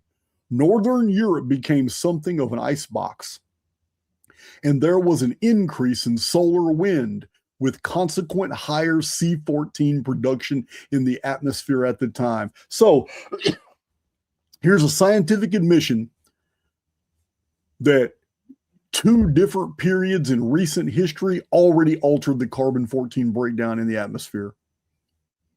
Just like that. No history books getting rewritten. No one's going back and redoing all the tests that have been published in prior books. No one's going back and pulling awards from previous discoverers who were given all kinds of scientific accolades and rewards for none of that. Every time they make these discoveries that these relative dating models are just total bullshit, they don't go backwards. They don't even amend their theories. They just quit talking about it. That's all they do. Just quit talking about it. Quit thinking scientists are any more intelligent than the rest of us. They're not. They're brainwashed. They're absolutely brainwashed. Just like science. Yeah, man. Universities are nothing but seminaries, because you leave with a piece of paper that says that you have basically accepted all the dictates of a faith. That's all a university is. It's no different than a seminary. I know I just pissed a bunch of them off, but I don't care. I'm tired of having to navigate through all this bullshit. So dumb.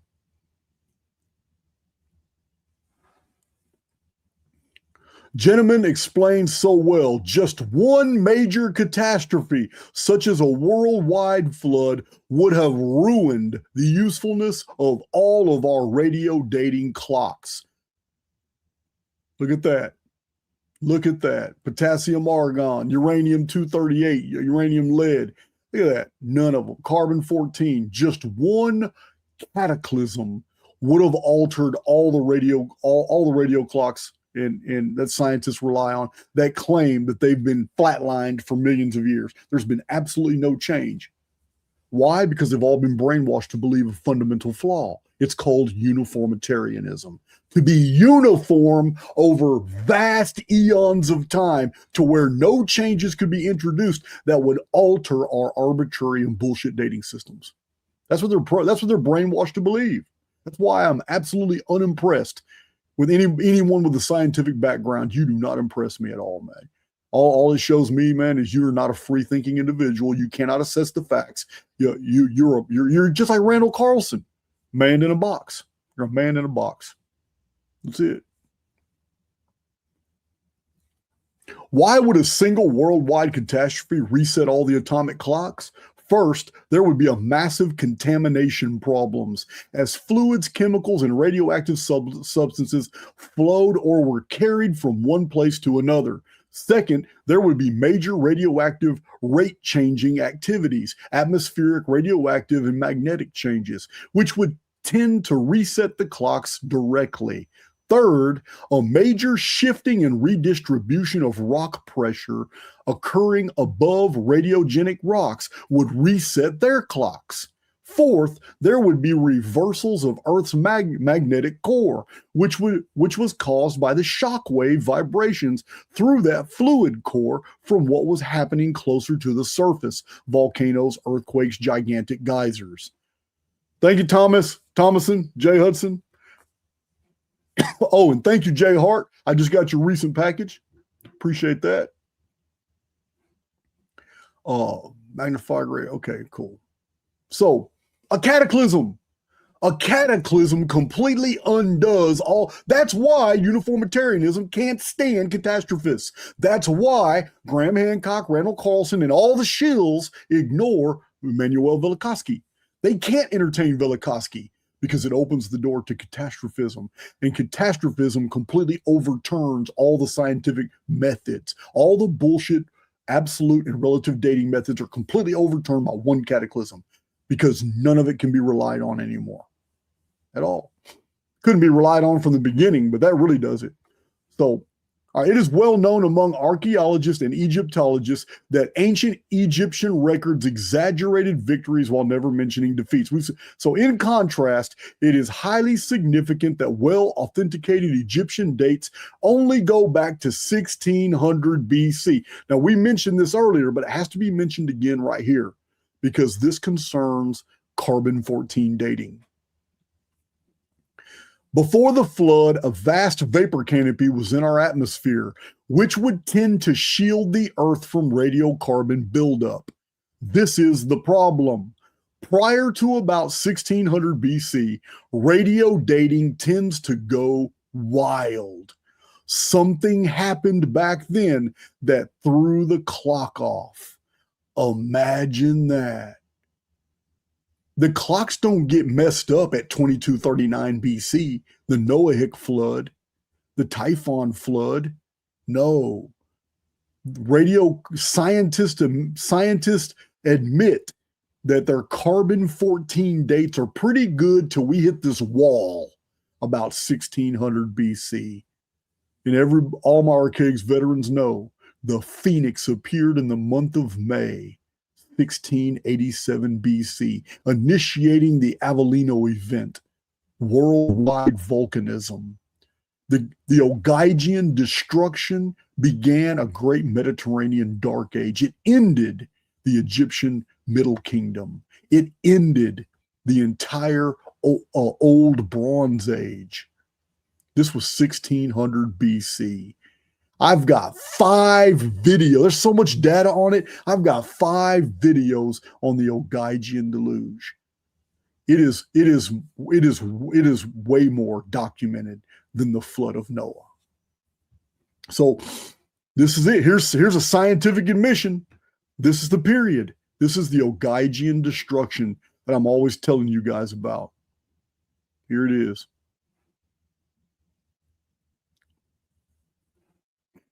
Well-authenticated dates are known only back as to about 1600 BC in Egyptian history, according to John G. Reed. So even in the Egyptian chronology, they just can't go back any further than 1600 BC.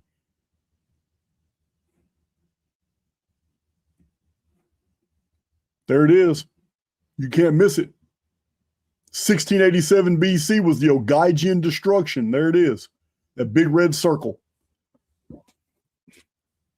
These are all Phoenix dates on the 138-year timeline. These are Nemesis X dates on the 792 year timeline right here.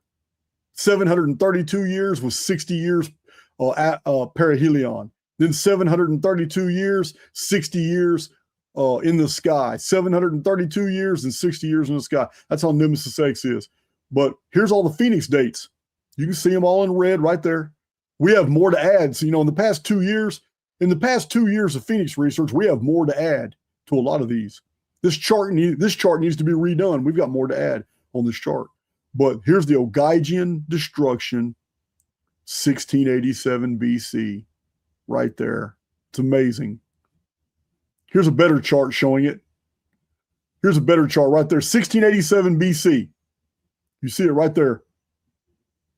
This is it.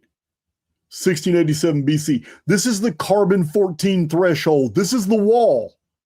This is the wall that carbon-14 dating doesn't seem to be able to penetrate, because everything beyond it gets really messy. Why? Because it was a cataclysm. And two, it was prior to that, there was a vapor canopy period. And during the vapor canopy period, carbon-14 would have been fundamentally different, because we had about a 2-mile atmospheric layer of water. Not just a few thousand feet thick as it is today, but 2 miles of moisture thickness of vapor canopy that blocked out the sun, but not all the light. 1687 BC, right here. Total collapse of all Bronze Age civilizations when Phoenix appeared in the sky. 25-year darkness and temporary return of vapor canopy conditions as giants reappear and new age of heroes begins. Don't listen to anybody trying to tell you that giants come from fallen angels who had sex with human women. That old model is the Vacation Bible School Facebook educated model. It's total bullshit. Giants are created from giantism. Giantism is an environmental issue. It has nothing to do with ancient aliens and Randall Carlson space rocks with little green men popping out and having sex with human women. It's so dumb. Quit buying into the Judeo-Christian bullshit.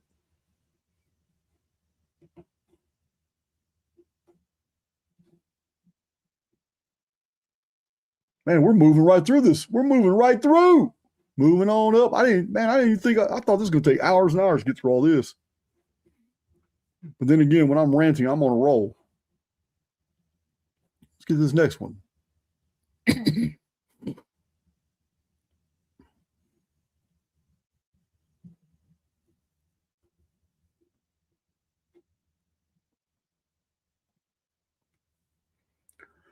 All right, it may come as a shock to some, but fewer than 50% of the radiocarbon dates from geological and archaeological samples in northeastern North America have been adopted as acceptable by investigators. The use and abuse of radiocarbon, isn't that interesting, in the annals of the New York Academy of Sciences. Even scientists admit it's bullshit. So in your textbooks, what the taxpayers paid for your kids in school to learn, and for the money and for the time that you were in college or in university, the information you were learning in textbooks about the history of the world was through a lens of arbitrary cherry picking by scientists in labs that didn't like a lot of the findings, so they took 50% of those findings and shelved them, and then only publish this 50% in order to paint a falsified version of history that you paid for. That's what's being said right here. That's exactly what's being said right here.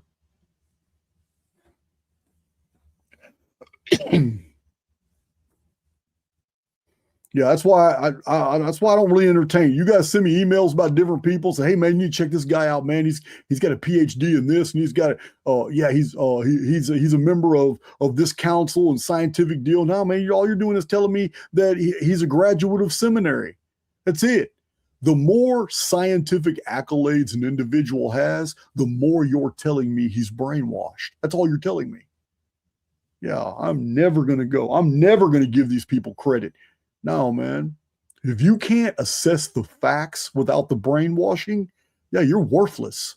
Yeah, you may as well just be just a worthless NPC going through life, allowing the government to tell you whatever it wants to tell you. Yeah, man. You may as well be, I don't want to say that, man. I'm gonna get some political shit started. But yeah, man, it's just dumb. It's just so dumb, man. All the information for the true history of the world is available today, guys. It's It's available. It's everywhere. There's so much of it, man. I'm having trouble putting it all together. Doing my best, though. 1,300 videos on archaics. I'm doing my best. But there's still a whole lot more ground to cover. Whole lot more ground. So carbon-14 dating was being discussed at a symposium. Is that symposium? Yeah, symposium on the prehistory of the Nile Valley. A famous American colleague, Professor Brew, briefly summarized a common attitude among archaeologists toward it as follows. Listen to this. If a carbon-14 date supports our theories, we put it in the main text. If it does not entirely contradict them, we put them in a footnote. And if it is completely out of date, we just drop it. This is science telling you this. So all these books on ancient Egypt, where all these archaeological dates, well, we've dated the Temple of Sesostris, we've dated Seti the First at 1600 BC. You can't even accept those dates anymore. They're all arbitrary. The only dates you will see in official encyclopedias are the dates the scientists cherry pick for you to see, because all other dates all our other dates that show otherwise have been discarded. That's what we have. That's what the libraries of the world are filled with. And by libraries, by extension, Wikipedia, by extension, Claude AI, by extension, Grok, by extension, all your AI systems, your search engines, everything is programmed to give you the cherry-picked, falsified versions and not the truth. Everything. So crazy. If a carbon-14 date supports our theories, we put it in the main text. If it does not entirely contradict them, we put it in a footnote. And if it is completely out of date, we just drop it. So they take a sample and they have it tested 20 times and they get 3 dates they like. And they publish, well, we got this range here from 3 dates. All 3 tests came within this date range. So we know it's very close to the Manatho-Pharaonic lists, which are all completely bullshit and arbitrary. But that's what we got. This is what we got. But they don't tell you that they had to discard 17 samples in order to present this theory. You don't get anything like that in archaics. In archaics, we go by chronology. We go by everything that can be tested and can be seen from multiple different vantage points and verified by calculator. And you don't get that bullshit from archaics. This is your modern scientific. These are the authorities. Yeah, these are the authorities who call the archaics research pseudoscience. Imagine that. One worthwhile discovery that scientists made when they applied amino acid dating methods out in the field was that traces of amino acids still exist all through the fossil strata. Strata is all the layers. Stratum is a single layer. Strata is all the layers. Traces of amino acids still exist all through the fossil strata. This means that none of the fossils are ancient. Imagine that. You guys know I got several good videos on fossils. Some amazing fossils have been found. Here's another one that chaps my hide. The bristlecone pines of the White Mountains in California and nearby Arizona are said to be somewhat older. For decades, they were published as the oldest trees in the world, but they're not. But research by Walter Lammerts, a plant scientist, has disclosed that the bristlecone pine routinely stops growth during the dry summer. And when both spring and fall are rainy, which is common, it produces 2 rings a year. Thus, the giant redwoods, Sequoia gigante, or gigantea, are with certainty the oldest living thing, not the bristlecone pine. Now, What's interesting about this is that many reports, scientific reports, were used when the bristlecone pine was believed to be the oldest, because they weren't double counting the rings, and they published that the bristlecone pine was oldest. Then they based their theories off what the bristlecone pine ring showed them. So they came up with all kinds of dates that confirmed whatever they were publishing. This went on for like 40 years. All these scientific reports come out, peer reviewed, everybody's yesing it, shows up in encyclopedias, textbooks, kids are taught this, young adults are taught this, professors are spewing it as fact. None of that shit's been rewritten. None of those dates have been revisited. Everything stands as is. This is the world of science today. They don't go back and redo anything. They just build upon the mistakes of the past, and they keep building and they keep building and they keep building. It's so dumb.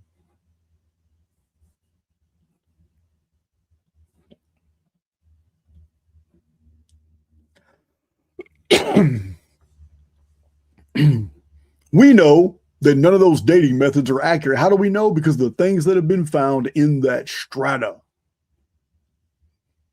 Now, here in Archaics, I have many videos about the unusual artifacts, relics, and fossils that have been found in different layers, many of them of human provenance. But these are the ones that are in this book. I'm only sticking with this one book. This whole video is only the information from this book.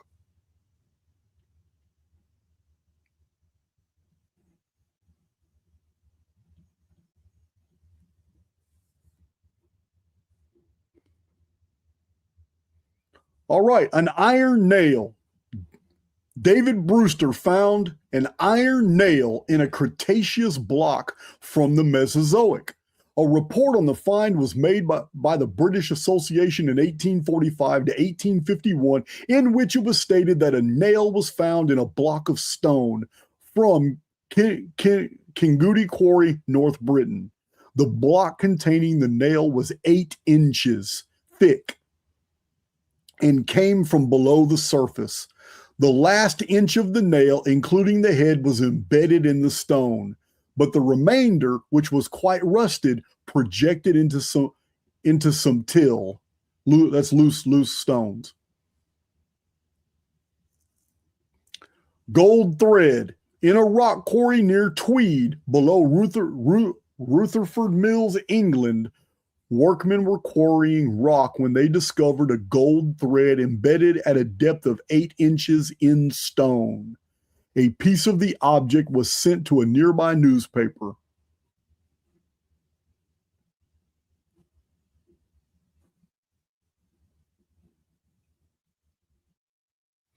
Okay. A silver vessel. Workmen were blasting near Dorchester. Was that Dorchester? Dorchester, Massachusetts in 1851. And in a bed of solid rock, they found a bell-shaped metal vessel. The vessel had inlaid floral designs in silver and showed a remarkably high degree of craftsmanship. A report on this find was later printed in the Scientific American, 1851. Masterwork metal bell in solid rock. A metal screw, a mold of a metal screw was found in a chunk of feldspar. Metal bowl, an intricately carved and inlaid metal bowl was blasted out of solid pudding stone. And hold on, I got somebody on my property doing something right now.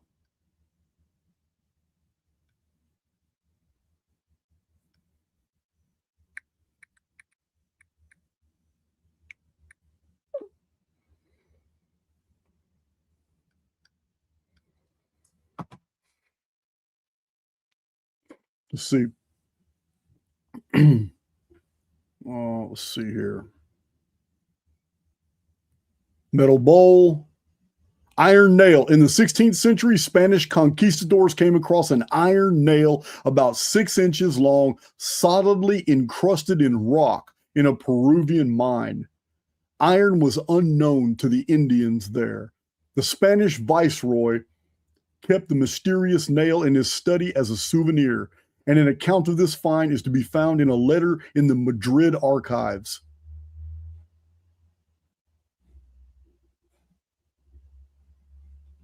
Yeah. How is all this possible?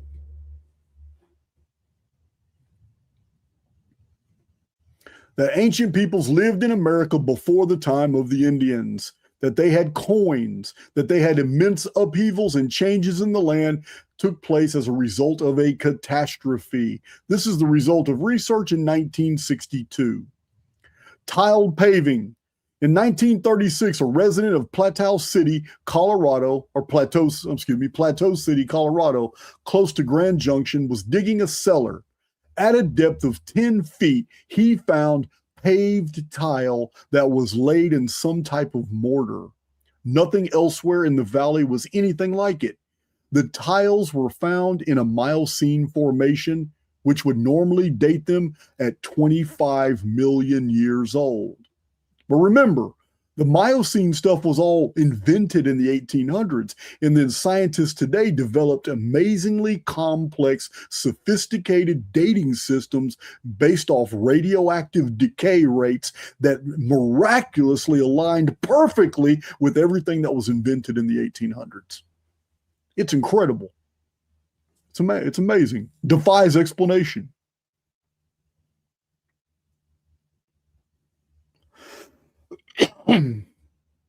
Okay, California finds. During the gold rush in the middle of the last century, miners in California found a number of unusual objects. These were either found fairly deep in the ground or in pre-human levels of strata. It is of interest that these ancient peoples were themselves able to bore into mountains for gold and silver. One of their shafts was 210 feet deep into solid rock. An altar for worship was found in one of them. Here are more items found in California. A mortar for grinding gold. Grinding gold, or at a depth of 300 feet in a mining tunnel. A mortar and pestle weighing 30 pounds. Beads, perforated stones, a 40-pound oval granite dish.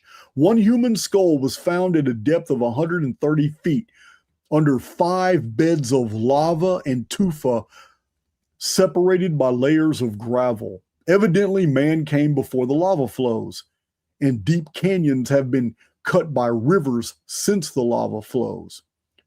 That's all catastrophism. Every bit of this is cataclysms. The very fact that we have all this evidence of catastrophe and that humans are on the bottom and all the catastrophic levels are on the top throws out every single relative and absolute dating model, because they require uniformitarianism to be true, that everything is static from hundreds of millions of years ago until today. They cannot allow to entertain catastrophism, that we live in a construct that has a repeated cyclical cataclysm history, because it does away with all the science. It does away with all of it.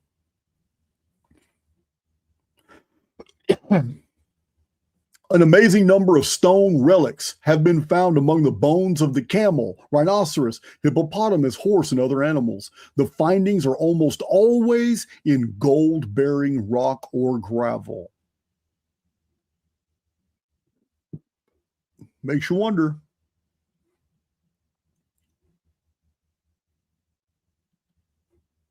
Makes you wonder. So, coal is supposed to be, 270 to 350 million years old at least. Coal, in order, it's a stratum that has to, under intense pressure. It's a former ecosystem that was buried in coal. Coal takes 300 million, I guess you call ferment, whatever, to turn into coal, to coalify. But it can't be true. Because we now, in previous videos, I've showed you that even modern companies can make coal very fast. Coal can be made very, very fast. So we know all that's BS. 1891, Gold chain. A lady in Morrisville, Illinois accidentally dropped a shovel full of coal onto the floor while carrying it in her stove. A large chunk of coal broke open, exposing an intricately structured gold chain, neatly coiled and embedded. Originally, reported in the Morrisville, Illinois Times, June 11, 1891. When the coal broke apart, part of the chain remained in each piece, holding them together. Thus, there is no possibility that the chain had been dropped into the pile of coal. 1885, a steel cube. At Isidor Braun's foundry in Vaclabrück, Austria, a block of coal was broken and a small steel cube fell out. It had a deep incision around it, and the edges were rounded on two of its sides. The owner's son took it to the Linz Museum in Austria, but later it was lost. Of course it was. That sounds like the Smithsonian all over again. A cast of the cube still remains at the museum. Iron pot, 1912. Two employees of the municipal electric plant in Thomas, Oklahoma, were working with some coal that had been mined near Wilburton, Oklahoma. One chunk was too large for the furnace, so it was hit with a sledge and it immediately broke open, and an iron pot fell out, leaving an impression, mold of its shape in the coal. An affidavit was filled out by the two witnesses and the pot was photographed. The pot has been seen by thousands of people. A child spoon. While still a child in 1937, Mrs. Myrna Burdick, together with her mother, found a child spoon in soft Pennsylvania coal. A picture of it is to be found in Creation Research Society Quarterly for June 1976. Her address was listed as 1534 Kearney Street, Casper, Wyoming, whatever. Yeah, man. So interesting. Did you know that polystrate, we've talked about polystrate trees, but did you know that a bunch of them have been found going right through coal seams? Yeah, polystrate means a tree that's going through multiple strata. And if each stratum is hundreds of thousands to millions in years of age, then those trees are they're super trees, because the trees outlived the hundreds of millions of years it took in order for all the different layers to form around them. Super trees, indestructible trees that last forever as all these layers build up around them. And a lot of the root systems of these trees and the lower trunks of these trees are in 300 million year old coal. At least that's what we're told.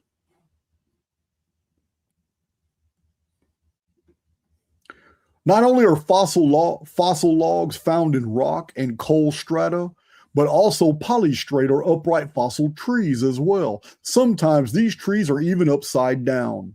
There is no possible way that these trees could have remained in those positions for millions of years, while rock and coal strata gradually formed around them. No, this is cataclysm. It all happened in minutes. All happened in minutes.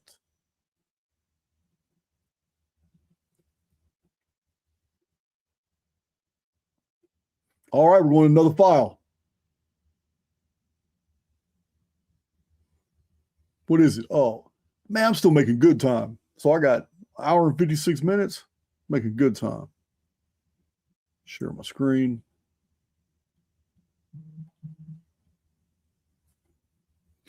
Let's see.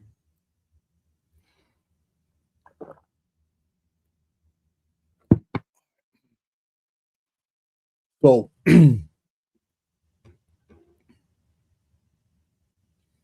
all right, not only mammoths, but a number of other animals were rapidly frozen. Yes, the entire world flash froze. So here's one scientist listing of the different animal species that were quickly frozen. He lists a bunch of them too. And none of these animals are even designed to live in an ice age environment. None of them. So evolutionists declare that it requires many thousands of years for ice caps to form. and that their very existence is evidence of long ages. However, during World War II, a squadron of 8 P-38 Lightning fighter planes left the U.S. Army base in Greenland, headed for Britain, but a blizzard forced them to turn back. Although they crash landed, all the pilots were rescued. In 1988, the U.S. Army decided to salvage those aircraft, but instead of dusting off a little snow from them, as they expected, the airplanes were found to be buried under 250 feet of ice. They were finally excavated in 1992. I've done a video on the Lost Squadron, because if you do the math, these planes were buried in 50 years by 264 feet of ice. That was the actual accurate published stats. So in 50 years, they were buried by 264 feet of ice. That's really, they had a tunnel all the way down to them. That means at some point in the 800s AD, Greenland had no ice. Iceland. Yeah, Greenland had no ice. And we've seen maps. We've seen maps of Greenland with no ice. Accurate maps. When the ice sheets were at their furthest extent, they covered over 17 million square miles of land in both polar regions, or some 30% of the Earth's present land surface. I'm going to explain exactly how this happened. Exactly how this happened. Because the 17 million square miles of polar ice sheets is concentrated in two areas for a reason. The North Pole, the South Pole, Antarctica, the Arctic, Greenland, Iceland. There's a reason for that, though. And it's not what you think. You think because I'm going to say because it's the North Pole and the South Pole, that is not the reason. The reason, the actual reason's going to piss a lot of people off who are still clinging to the idea that we're in a rock floating through space, hurling at great speed, spinning at an obliquity of 23.5 degrees, hurling around the sun every 365.25. Yeah. That we're in a rock going around a star at heroic speed, and it's exactly precise every time we go around the sun. It's precise at 365.25 days. Now, man, if you're still buying into that model, yeah, you're going to be upset when you see this data.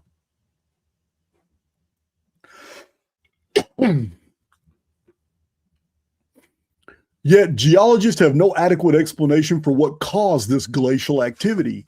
The underlying cause of glaciation remains in doubt. At least 29 explanations have been advanced to account for widespread glaciations. Most of these had little chance of survival from the first, but others enjoyed some degree of success until they were rendered untenable by subsequently accumulated information. It's the same thing with Ice Age theory. Ice Age theories and glaciation theories all collapse because the model is wrong. Once you see the model and how it applies once you see what happens when a vapor canopy collapses, you will understand the model, and you'll understand why all that ice is in the north and all that ice is in the south, and what it really means for us, and how it caused great floods and massive freezing. You don't have to be a scientist. It's common sense, what I'm showing you. Don't have to be a scientist. So there was much more rainfall in the lower latitudes for a time after the cataclysm, the flood. This occurred simultaneous with the glacial flows in the northern latitudes. Even areas which later became deserts, such as the Sahara, had an abundance of rain. Lakes and continental lowland basins had higher water levels. All the rivers of the world for a time carried a greater volume of water. Now remember, you got your Hancock Robert Schoch group that believe that the damage on the Sphinx was caused by rainfall 10,000 years ago. So, but that's not what we have on modern maps. Modern maps from the last 2,000 years, and descriptions from Strabo and Diodorus Siculus and maybe some other ancient authors describe the Sahara as an inland sea, and that it was very wet and tropical. It wasn't a desert like it is today. So ancient Egypt in the movies is always shown as a desert, but the culture of Egypt never shows that. All the portraits of ancient Egypt, all the hieroglyphs, all the artwork inside the temples, inside the tombs is all temperate to tropical. None of it is desert. When the ancient Egyptian cities were thriving, they didn't have to cross deserts. Those desert sands weren't there. When the Great Pyramids were built and that whole area was thriving metropolis, that was not a desert. Diodorus Siculus is very clear, and I have videos that even talk about the 11th and 12th century BC, the Atlantean period, the Sea People's invasion period. Those weren't deserts. That area was saleable. Now, Captain Krampus, man, that's a new one. Thank you, man. It's so dumb. It's so dumb. So, yeah, that's all very interesting there. Baron Toll, the Arctic explorer, found remains of a saber-toothed tiger and a 90-foot plum tree with green leaves and ripe fruit on its branches over 600 miles north of the Arctic Circle in the New Siberian Islands. What? A 90-foot high tree with plums and green leaves frozen solid. 600 miles away from the Arctic Circle. Today, the only vegetation that grows there is a 1-inch high willow. Fossil plants found by Chilean scientists on King George Island put Antarctica's ancient past in a temperate climate. Further proof of the continent's warm ancestry lies in its coal, the transformed remains of forests long gone. Dr. Jack Wolf, in a U.S. Geological Survey report, told that Alaska once teemed with tropical plants. He found evidence of mangroves, palm trees, Burmese lacquer trees, and groups of trees that now produce nutmeg and macassar oil. All this in the permafrost. Under the ice of the Arctic and the Antarctic is all temperate and tropical remains. If any fundamental planetary process ought to be a reliable indicator of the Earth's age, it should be our Earth's magnetic field. And it indicates an upper limit of decidedly less than 10,000 years of age of the Earth. Now, I disagree. Remember, I'm not a creationist. This doesn't tell me the deterioration of the magnetic field does not translate to me as how old the world is.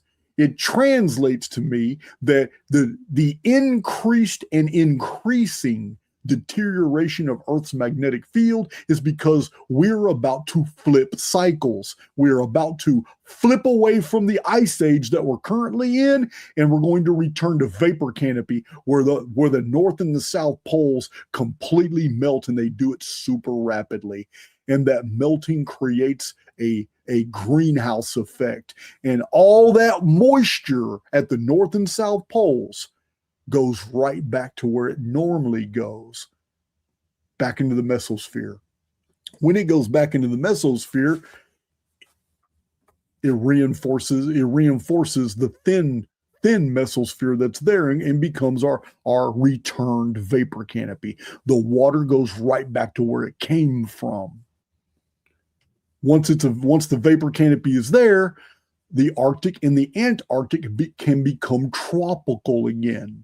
And it happens fast. Most of the following items of evidence would apply to the length of time since the flood, which evidence it indicates may have occurred about 4,350 years ago. That's within 100 years. It's pretty close.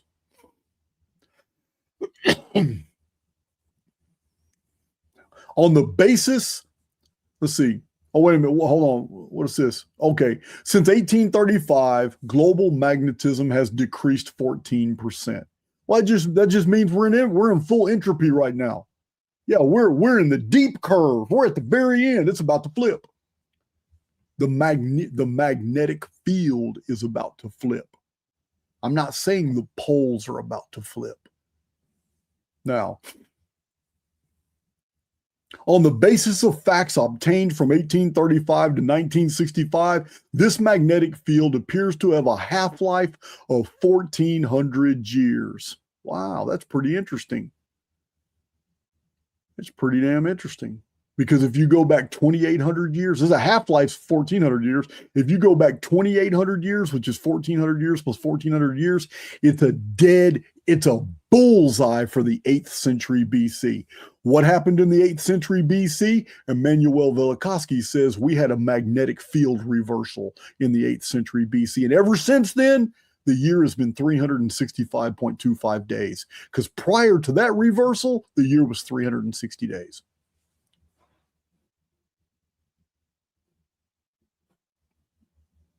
Velikovsky, all makes sense. Yeah, 713, Fenris, you're right. 713 BC is the exact date.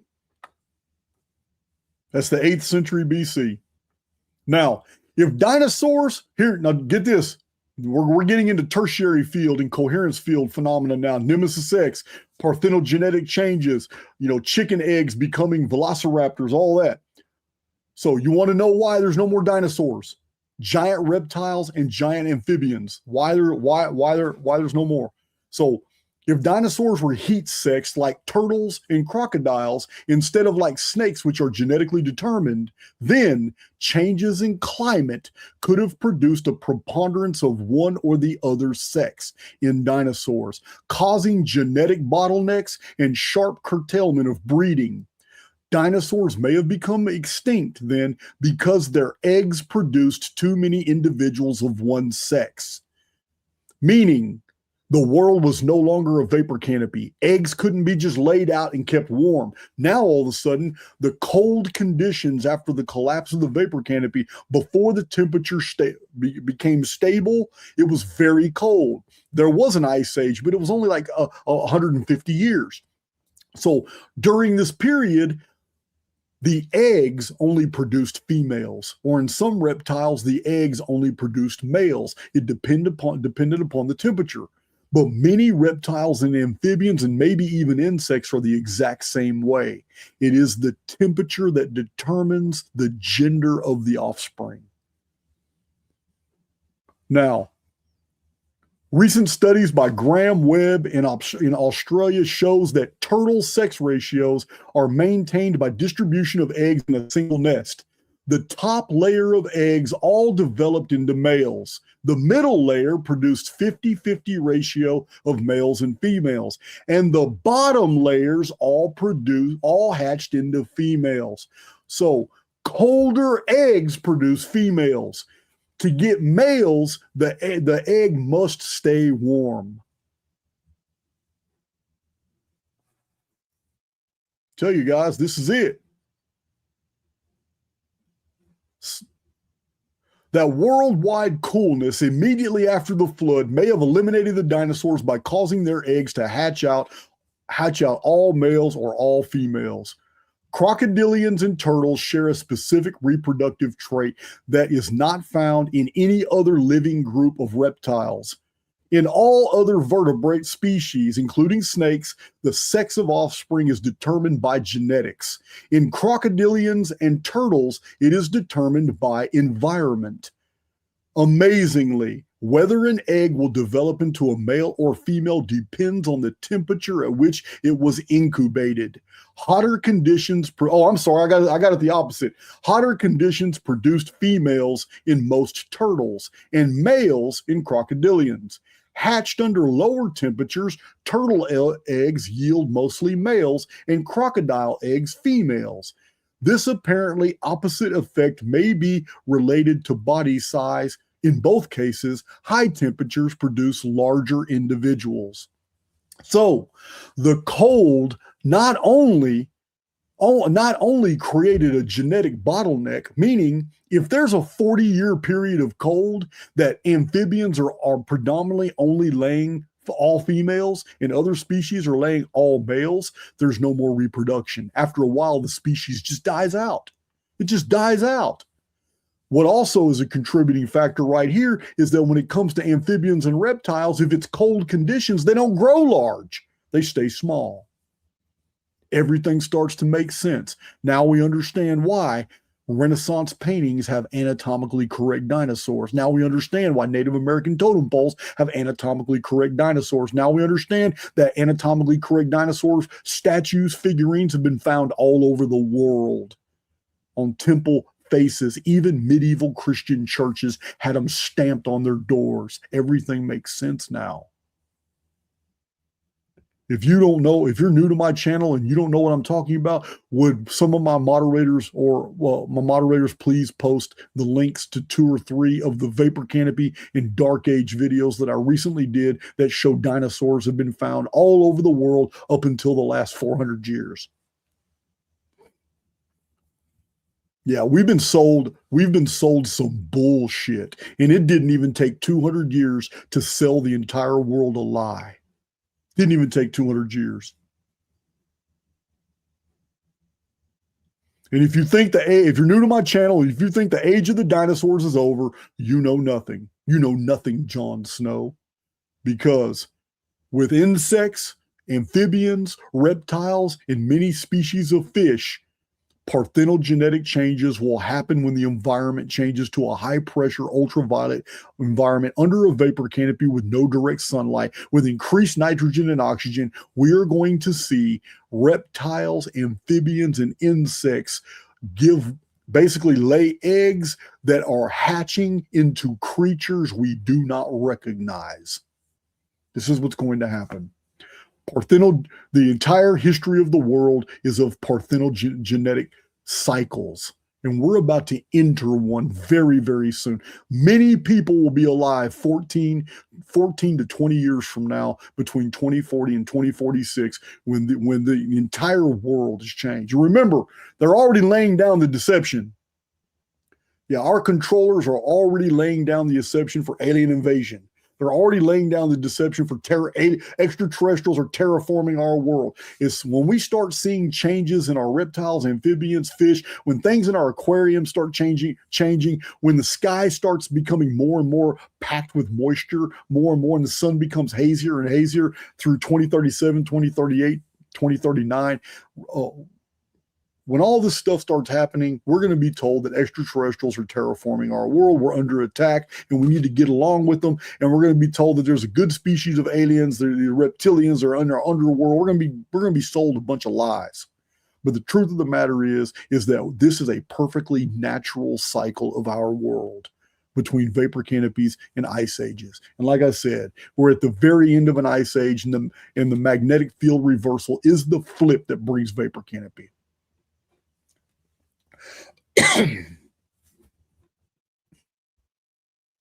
Where was I? Okay.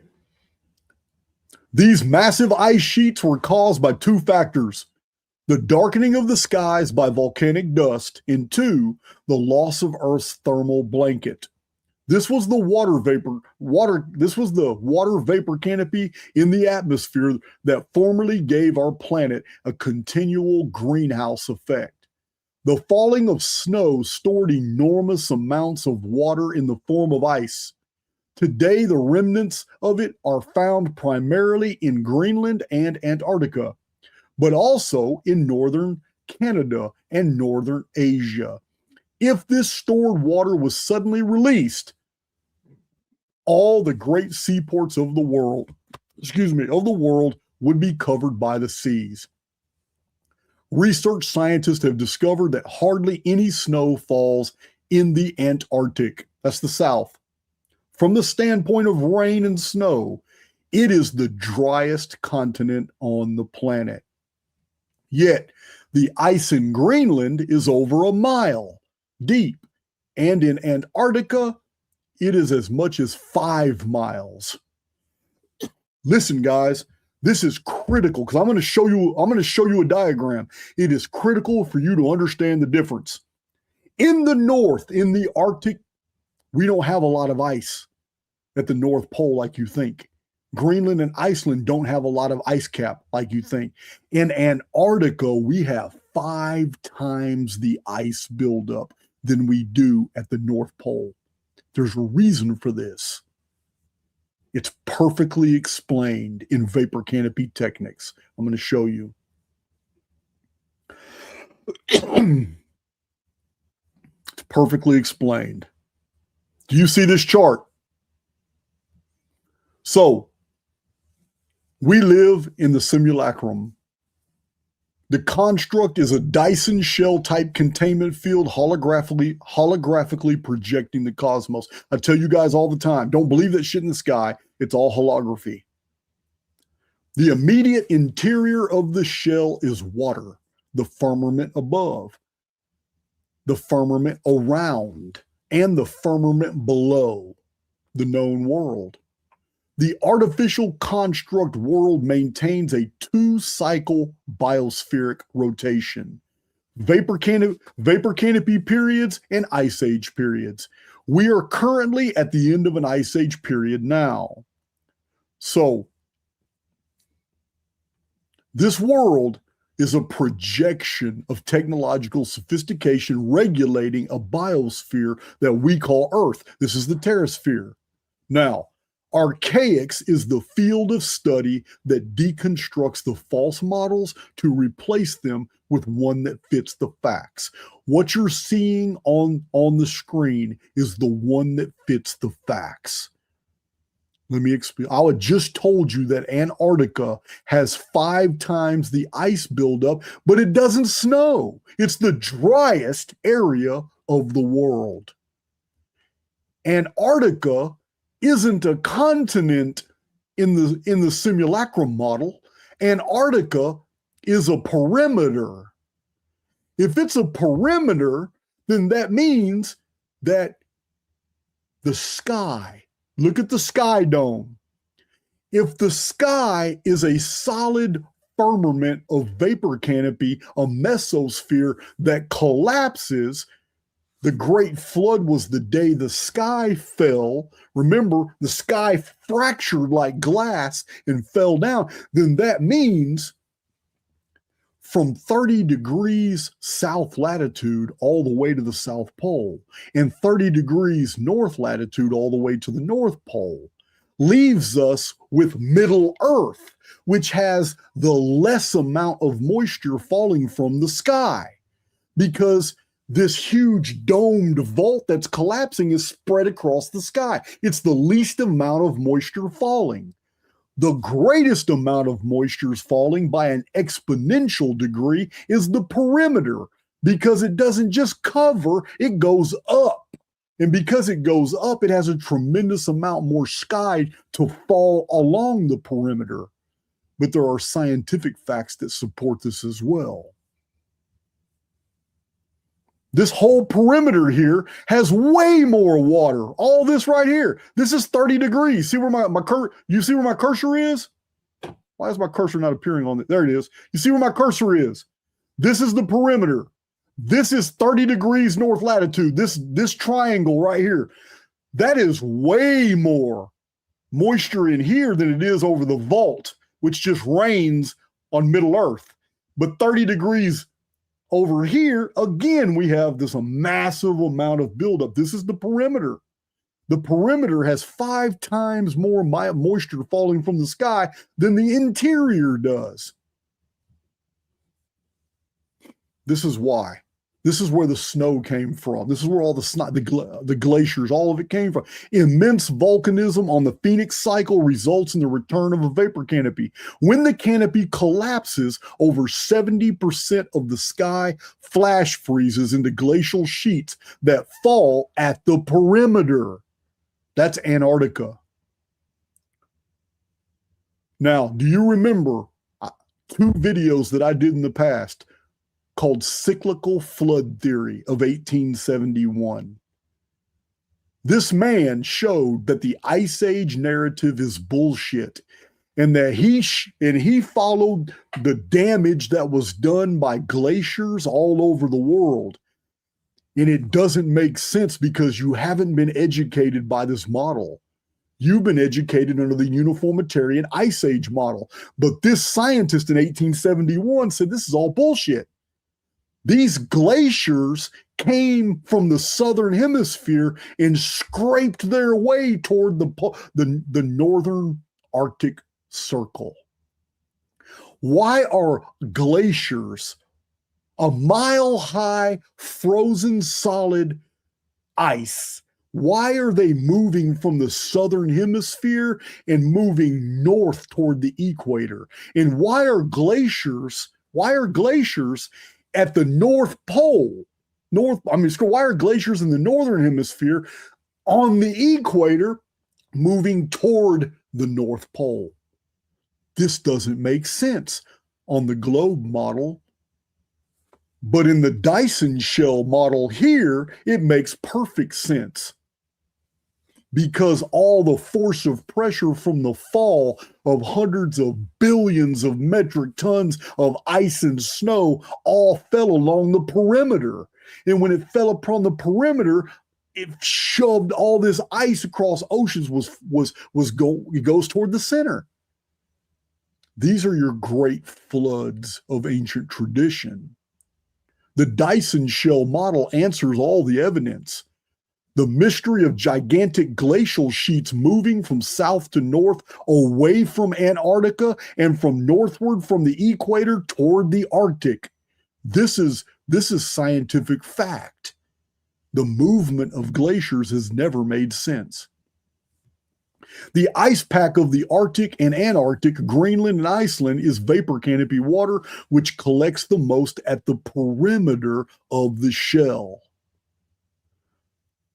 The cyclical flood theory of 1871 shows that a massive series of tsunamis from the southern hemisphere, that's the perimeter, pass over the equator and floods the northern hemisphere. And these are your great flood events. This is the Adam and Eve reset flood. This is the Noahic flood, the day the sky fell, the Typhon flood. Another collapse caused the Ogaigian deluge. This is the cyclical flood theory. He nailed it. It is a flood, but it's a tsunami. It's not the whole world flooding and all the mountaintops. No, it's glacial-sized pieces of the sky all falling from the perimeter. They all fall at the perimeter. When these hit the perimeter of the world, they stay there as Antarctica. But many pieces didn't stay. They hit the Pacific. When they hit the Pacific, it caused tsunamis. All the tsunamis come from the southern hemisphere, pass over the equatorial bulge, and then flood the northern hemisphere. The water spans out, and the only survivors are those on the highest grounds, and maybe some people in ships. But the floods are very short-lived. They only last for a period of weeks, and then the water drains back out into the southern hemisphere, and the glacial pieces of sky melt. And for about 120 to 150 years, the world is a little bit cooler. But the reason glaciers do not fall over Middle Earth, look at the model. Look at the model. That's the warmest area of the world. Heat rises. Heat stays in the center of the world. Heat rises. No, that area there, glaciers didn't fall. Those extreme, only the perimeter was extremely cold and the dead center over the North Pole. But the temperate belt around was too warm and it just rained. This is your great flood. Great huge tsunamis and floods coming from the sky, foundation to the great deep subsurface thermal flues and heating, water, mineralized water boiling up. Yeah, absolute total cataclysm. But it's caused from the vapor canopy collapsing, and different areas of the vapor canopy fall in different ways. Sometimes it's torrential rain, sometimes it's mist, and other times it's snow, ice, and sometimes along the perimeters, it's glacial-sized pieces of the sky, flash frozen that fall down.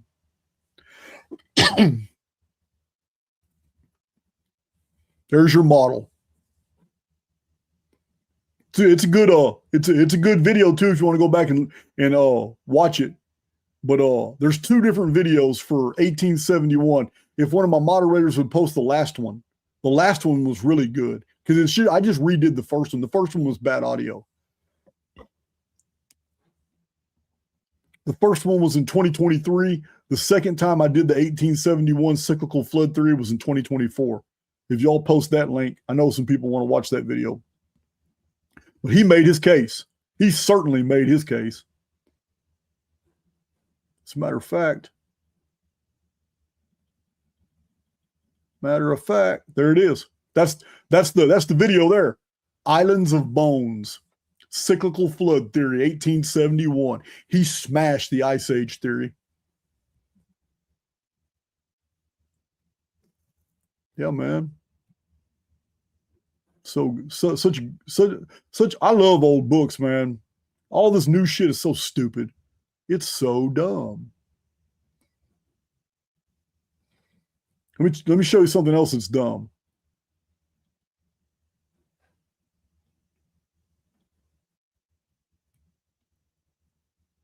So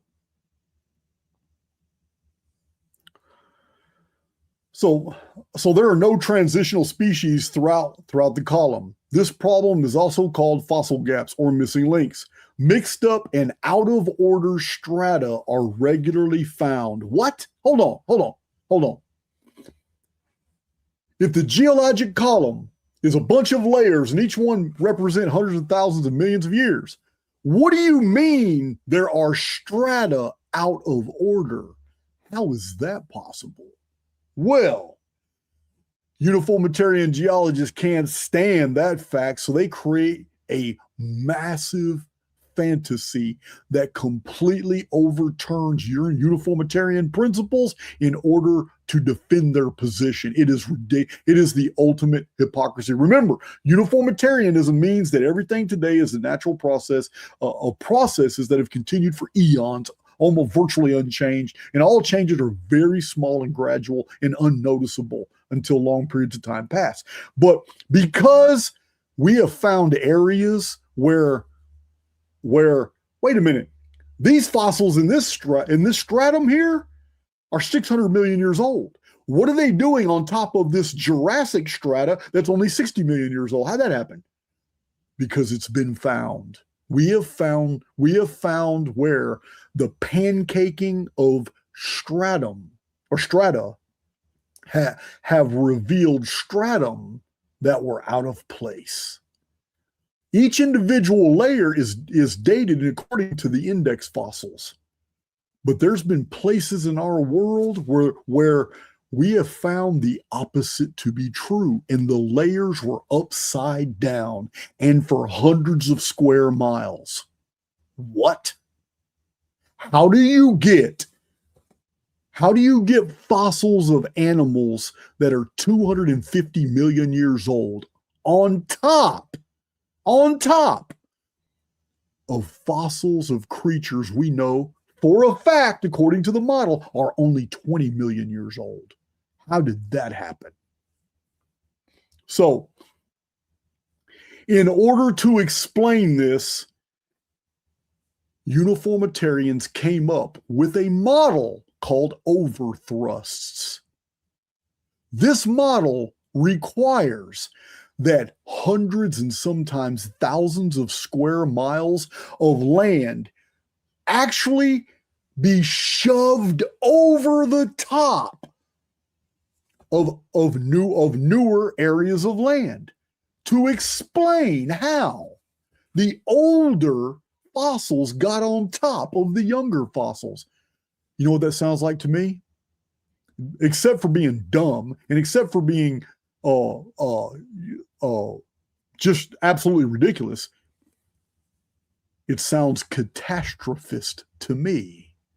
So, in order to defend their position and defend themselves when other scientists say, "Hey, man, how in the hell did all these strata become the exact opposite for hundreds of square miles? How did this happen?" Oh, well, it's overthrust. What's an overthrust? Oh, it's where somewhere nearby there has to have been a cataclysm, and in that cataclysm, several thousand feet deep of surface crust must have been shoved and pushed over. You know how you get two pieces of paper and you slide them together and then one just goes over the other? Yeah, that's what happened. So this is their explanation for how this is happening. One of them is the Lewis overthrust. It's 135 miles long and its maximum thickness is 3 miles. Now, here's the problem with that.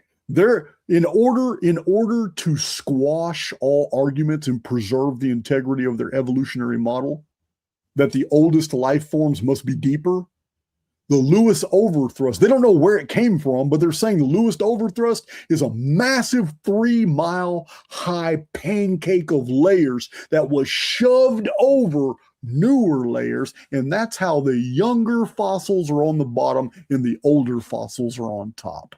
But in order to do that, that requires catastrophism. Absolute hypocrisy. Absolute hypocrisy. Did you know that all of the Matterhorn from the bottom to top is a gigantic overthrust? Evolutionists, geologists tell us that the entire mountain moved there horizontally from many miles away. The Matterhorn is supposed to have pushed its way sideways from some 30 to 60 miles. Yeah, this is the explanation for uniformitarian geologists. Because the reason they have to say that, the reason they're saying that a mountain moved over 30 miles to get to this location is because other scientists have found that underneath the Matterhorn mountain, the layers have produced fossils of creatures that could not possibly have lived that far back because they're in strata that is dated very young. But the mountain on top of them, called the Matterhorn, has layers, and fossils have been found that are far more ancient than the fossils deep below the mountain. It requires catastrophism to move a mountain. This is called cherry picking. Yeah, you do away with 100% of all catastrophist data to stick to a uniformitarian model, but borrow from catastrophism when you need it to defend your model. Absolute hypocrisy. Scientists suck. Please don't send any my way. Yeah, they suck. The Appalachian Mountains. Some of you listening to me live there. The Appalachian Mountains. As with many mountain ranges, geologists always thought that the Appalachians, which include most of the mountains in Eastern America, were upthrust mountains, pushed up from below. But then they made a shocking discovery. Underneath the entire Appalachians is some supposedly younger strata. The experts say that the entire Appalachian range ran sideways under the Atlantic Ocean, climbed out onto shore, and journeyed on over to its present location. Guys, I'm not being serious. He's not being serious. But evolutionary geologists are dead seriously trying to get you to believe that the Appalachian Mountains are where they are today because they were transposed from the Atlantic region and they moved all the way to their present position, which explains why the fossils in the Appalachians are far older than the fossils that have been found in the layers underneath the mountains. That's their explanation. That's catastrophism. So dumb. A small but excellent 64-page booklet that is filled with pictures and diagrams that focus on the mixed up strata problem is Fossils, Strata, and Evolution 1979. I'm ordering that book. Walter Lambert spent years collecting geological articles dealing with the problem of overthrusts. He has published 8 lists documenting 198 wrong order formations in the United States alone. 198 different locations in the United States. The strata is in the wrong order. The older fossils are on the surface, and the younger fossils are deep in the ground. What's going on? What's going on? It's so dumb. Yeah, it is so dumb. So I have one last file. It's got like 30 things to show, but you know what? There really wasn't any, it was all random stuff. It was all random stuff. Nothing that, it's all, I don't want to show this. I've showed a lot of this before. This are all the, I'll just give you a rundown. This file has all the scientific conspiracies like Java Man, the scientific community got all behind it. Oh, Java Man, yeah, shows that we came from chimpanzees and gorillas and all that. Java Man proved to be a hoax. Wasn't even old. Nebraska Man, Piltdown Man, none of them, all of them are hoaxes. All of them turned it. Why do you need to hoax so much shit? Catastrophists don't need hoax. All we do is publish the truth. Here's the evidence. Take it or leave it. We don't need to hoax anybody. Yeah, man, so dumb. Oh yeah, this is a whole file. Yeah, this book has a lot on human fossilized footprints side by side with dinosaurs. I've already covered this a lot in previous videos. But yeah, 22-inch human footprints with sandals and unsandaled all over America, all over the United States. That's what that. Yeah, this White Sands, New Mexico, Arizona, New Mexico, Wyoming, Colorado. Human footprints have been found on the surface with dinosaurs everywhere. On the surface, not deep in the ground. Yeah, underneath the United States at a depth of 300 to 1,000 feet all over the United States is infrastructure. I've covered this in prior presentations. We have found fortresses, we have found ships, we have found streets, we have found walls, architecture, evidence of human artifacts at great depth all over the United States. And guess what's on the surface? Dinosaurs. Imagine that. Guess what's on the surface? Fossils and petrified everything, even footprints. And it's amazing. Absolutely amazing. Giant petrified mushrooms and petrified vehicle tracks all over the place. Yeah, so crazy. The Friedberg skull ended up being a fraud. The juvenile jaw of 1958 found in coal in Tuscany ended up being fraud. Yeah, all kinds of stuff, man. Oh, here's one. Yeah, figure this one out. I'll show this one.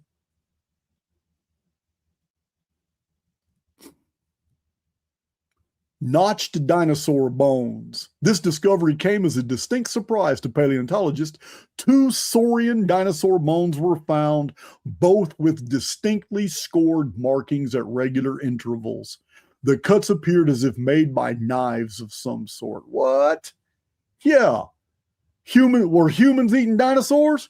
Because they are in the Ica stones of Peru. They are in the Acambaro artifacts of Mexico.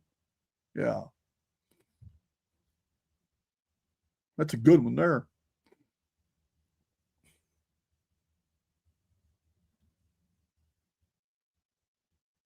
Yeah, that's good. That's good. All right. Go back over here. It's been a couple hours since I asked y'all. Has anybody seen Guy Anderson? Has he popped up anywhere? Sure curious about that. Sure curious about that.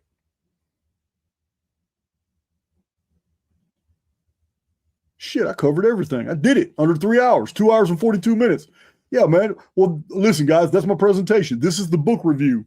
This is the book review of the Evolution Handbook, 992 pages of text, extensive bibliography, and a supporting website. They could not fit all the data in this book. So they have it. You can order the book and you can go to their website and they got all additional data for each chapter. They did their homework. They did their homework. But that's my presentation on this one. And I hope you guys enjoyed it. But I hope you now understand what is 20,000 gems. Oh my God. I got to figure out what these Vegas flat out. I got to figure out what these gems are, guys. I'm going to find that out as soon as this show's over. What the hell are gems? When did YouTube start this shit?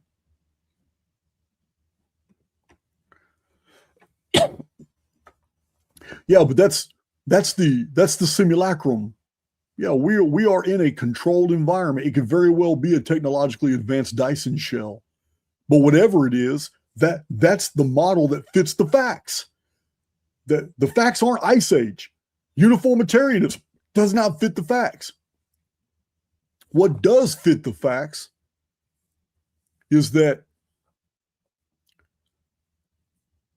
Antarctica is sending, and the region of Antarctica is actually a perimeter. And being a perimeter, that's where most of the water accumulation, this is where it falls out. It falls out. When the mesosphere is collapsing, the interior rains. Only the dead center where it's kind of cold does it snow and become the Arctic. The rest of it rains. Then a huge portion of it just slides down the perimeter and freezes and becomes glacial sheets that slam into the perimeter, stack up. We call it Antarctica, and a bunch of it hits the Pacific. I mean, hits the Southern Pacific and Atlantic, all the Southern Hemisphere, and sends tsunamis toward the Arctic from the Southern Hemisphere into the Northern Hemisphere. This is the model, and it explains all the facts. It further explains why, in the entire history of the world, almost every single civilization was on or north of the equator. Look on a map yourself. Look on a map yourself. All the civilizations of the ancient world that we know, all the empires, all of them are on the equator or north. Very few exceptions of anything below the equator. Everything, Southern Africa, just a waste. Australia has post-cataclysm megalithic architecture and stuff like that, but there's no ancient empires, nothing, no history down there at all. Madagascar, nothing. Look at all the areas below the equator, nothing. Even in South America, even almost half of South America is still on the equator and north. The entire Southern Hemisphere is mostly water. It's mostly water. The whole model makes sense. 1871, cyclical flood theory. He said the tsunamis come from the Southern Hemisphere and they destroy the Northern Hemisphere. And we call these great floods. What he didn't know was that the cause was vapor canopy collapses.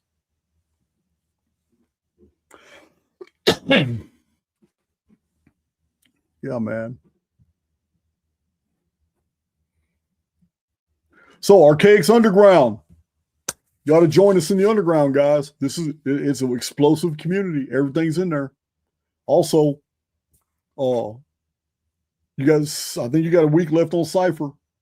I'm not hearing it like last year. I was really weak and I let people in the door even long after the deadline. I can't do that this year. Yeah, we're doing things in the Cypher, especially with the NFL. We're doing things that it's just not. It's a very exclusive, tight community, and we're going to keep it that way. We don't mind people joining us, but you got to join during the right times. And once we close the door, August 1st, it's over with till Super Bowl. Over with. Yeah, we have fun in that community. Let's see. And that's it. Join us Saturday. Next time I'm on YouTube is Saturday, 2 days from now, and we'll be kicking it with the Irish Errants in Dublin. That'll be fun. And also, we still have a few. We don't have many. We still have a few tickets for San Diego, the meetup in San Diego it's 2 days. the meetup tickets that I attend, I'm actually physically there. It's $138 for a ticket, but it's an all-day event on Saturday, and then on Sunday we're going to be hanging out on the beach all night, and we're also going to be going to bars and restaurants in the evenings. Have a blast. We're going to have a blast. Yeah, I think that's it. I do think that's it. And I got to play my archaics, my archaics, all the badass fossils, my archaics battle anthem. You guys know it. You guys have heard it many times, man. But I'm going to check out with an awesome video. Some of you might not like the music, but that's cool. But the visuals are awesome. Love you guys.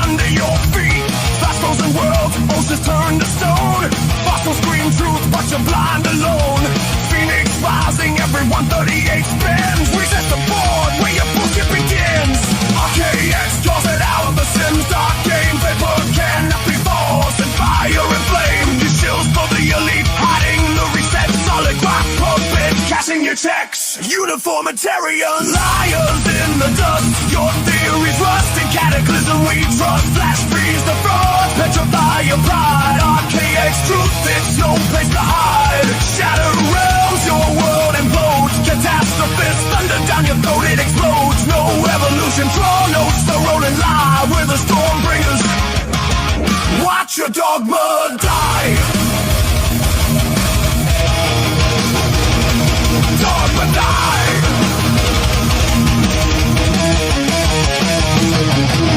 Dental rings twisted, your thing's all a scam. Relative bullshit from the academic clam. Hancock and Carlson, gaslighting clowns. 9600 BC, that's fairy tale grounds. Gobertly buried in your uniform fog. Of seals and boards, prove your timelines a fog. Fossils in 3D, fighting, birthing alive. Same creatures today, dormant will survive. Simulation cage, age from command. Energy conserved, your precinct man. Dark satellite lurks, nemesis calls the shots. Your gradual grind, RKX says not. Uniformitarian liars in the dust. Your theories rust in cataclysm. We trust. Flash freeze the fraud. Petrify your pride. RKX truth hits, no place to hide. Shattered realms, your world implodes. Catastrophist, thunder down your throat, it explodes. No evolution, crawl, no slow rolling lie. We're the storm bringers. Watch your dogma die. Dogma die.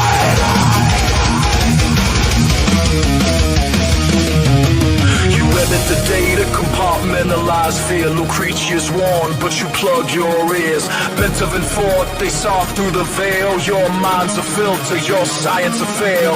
Prison planet pushers, soul trap deceivers. We break the code, we're the true believers. No ice age ghosts, no buried straight walk. Just resets and ruins in the RKX.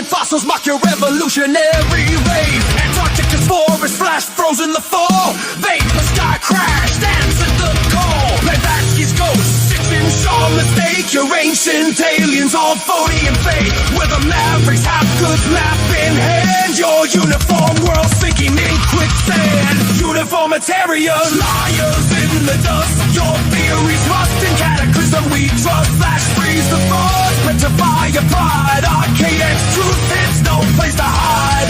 Shattered realms, your world implodes. Catastrophes thunder down your throat, it explodes. No evolution crawl, no slow rolling live. We're the storm bringers. Watch your dogma die.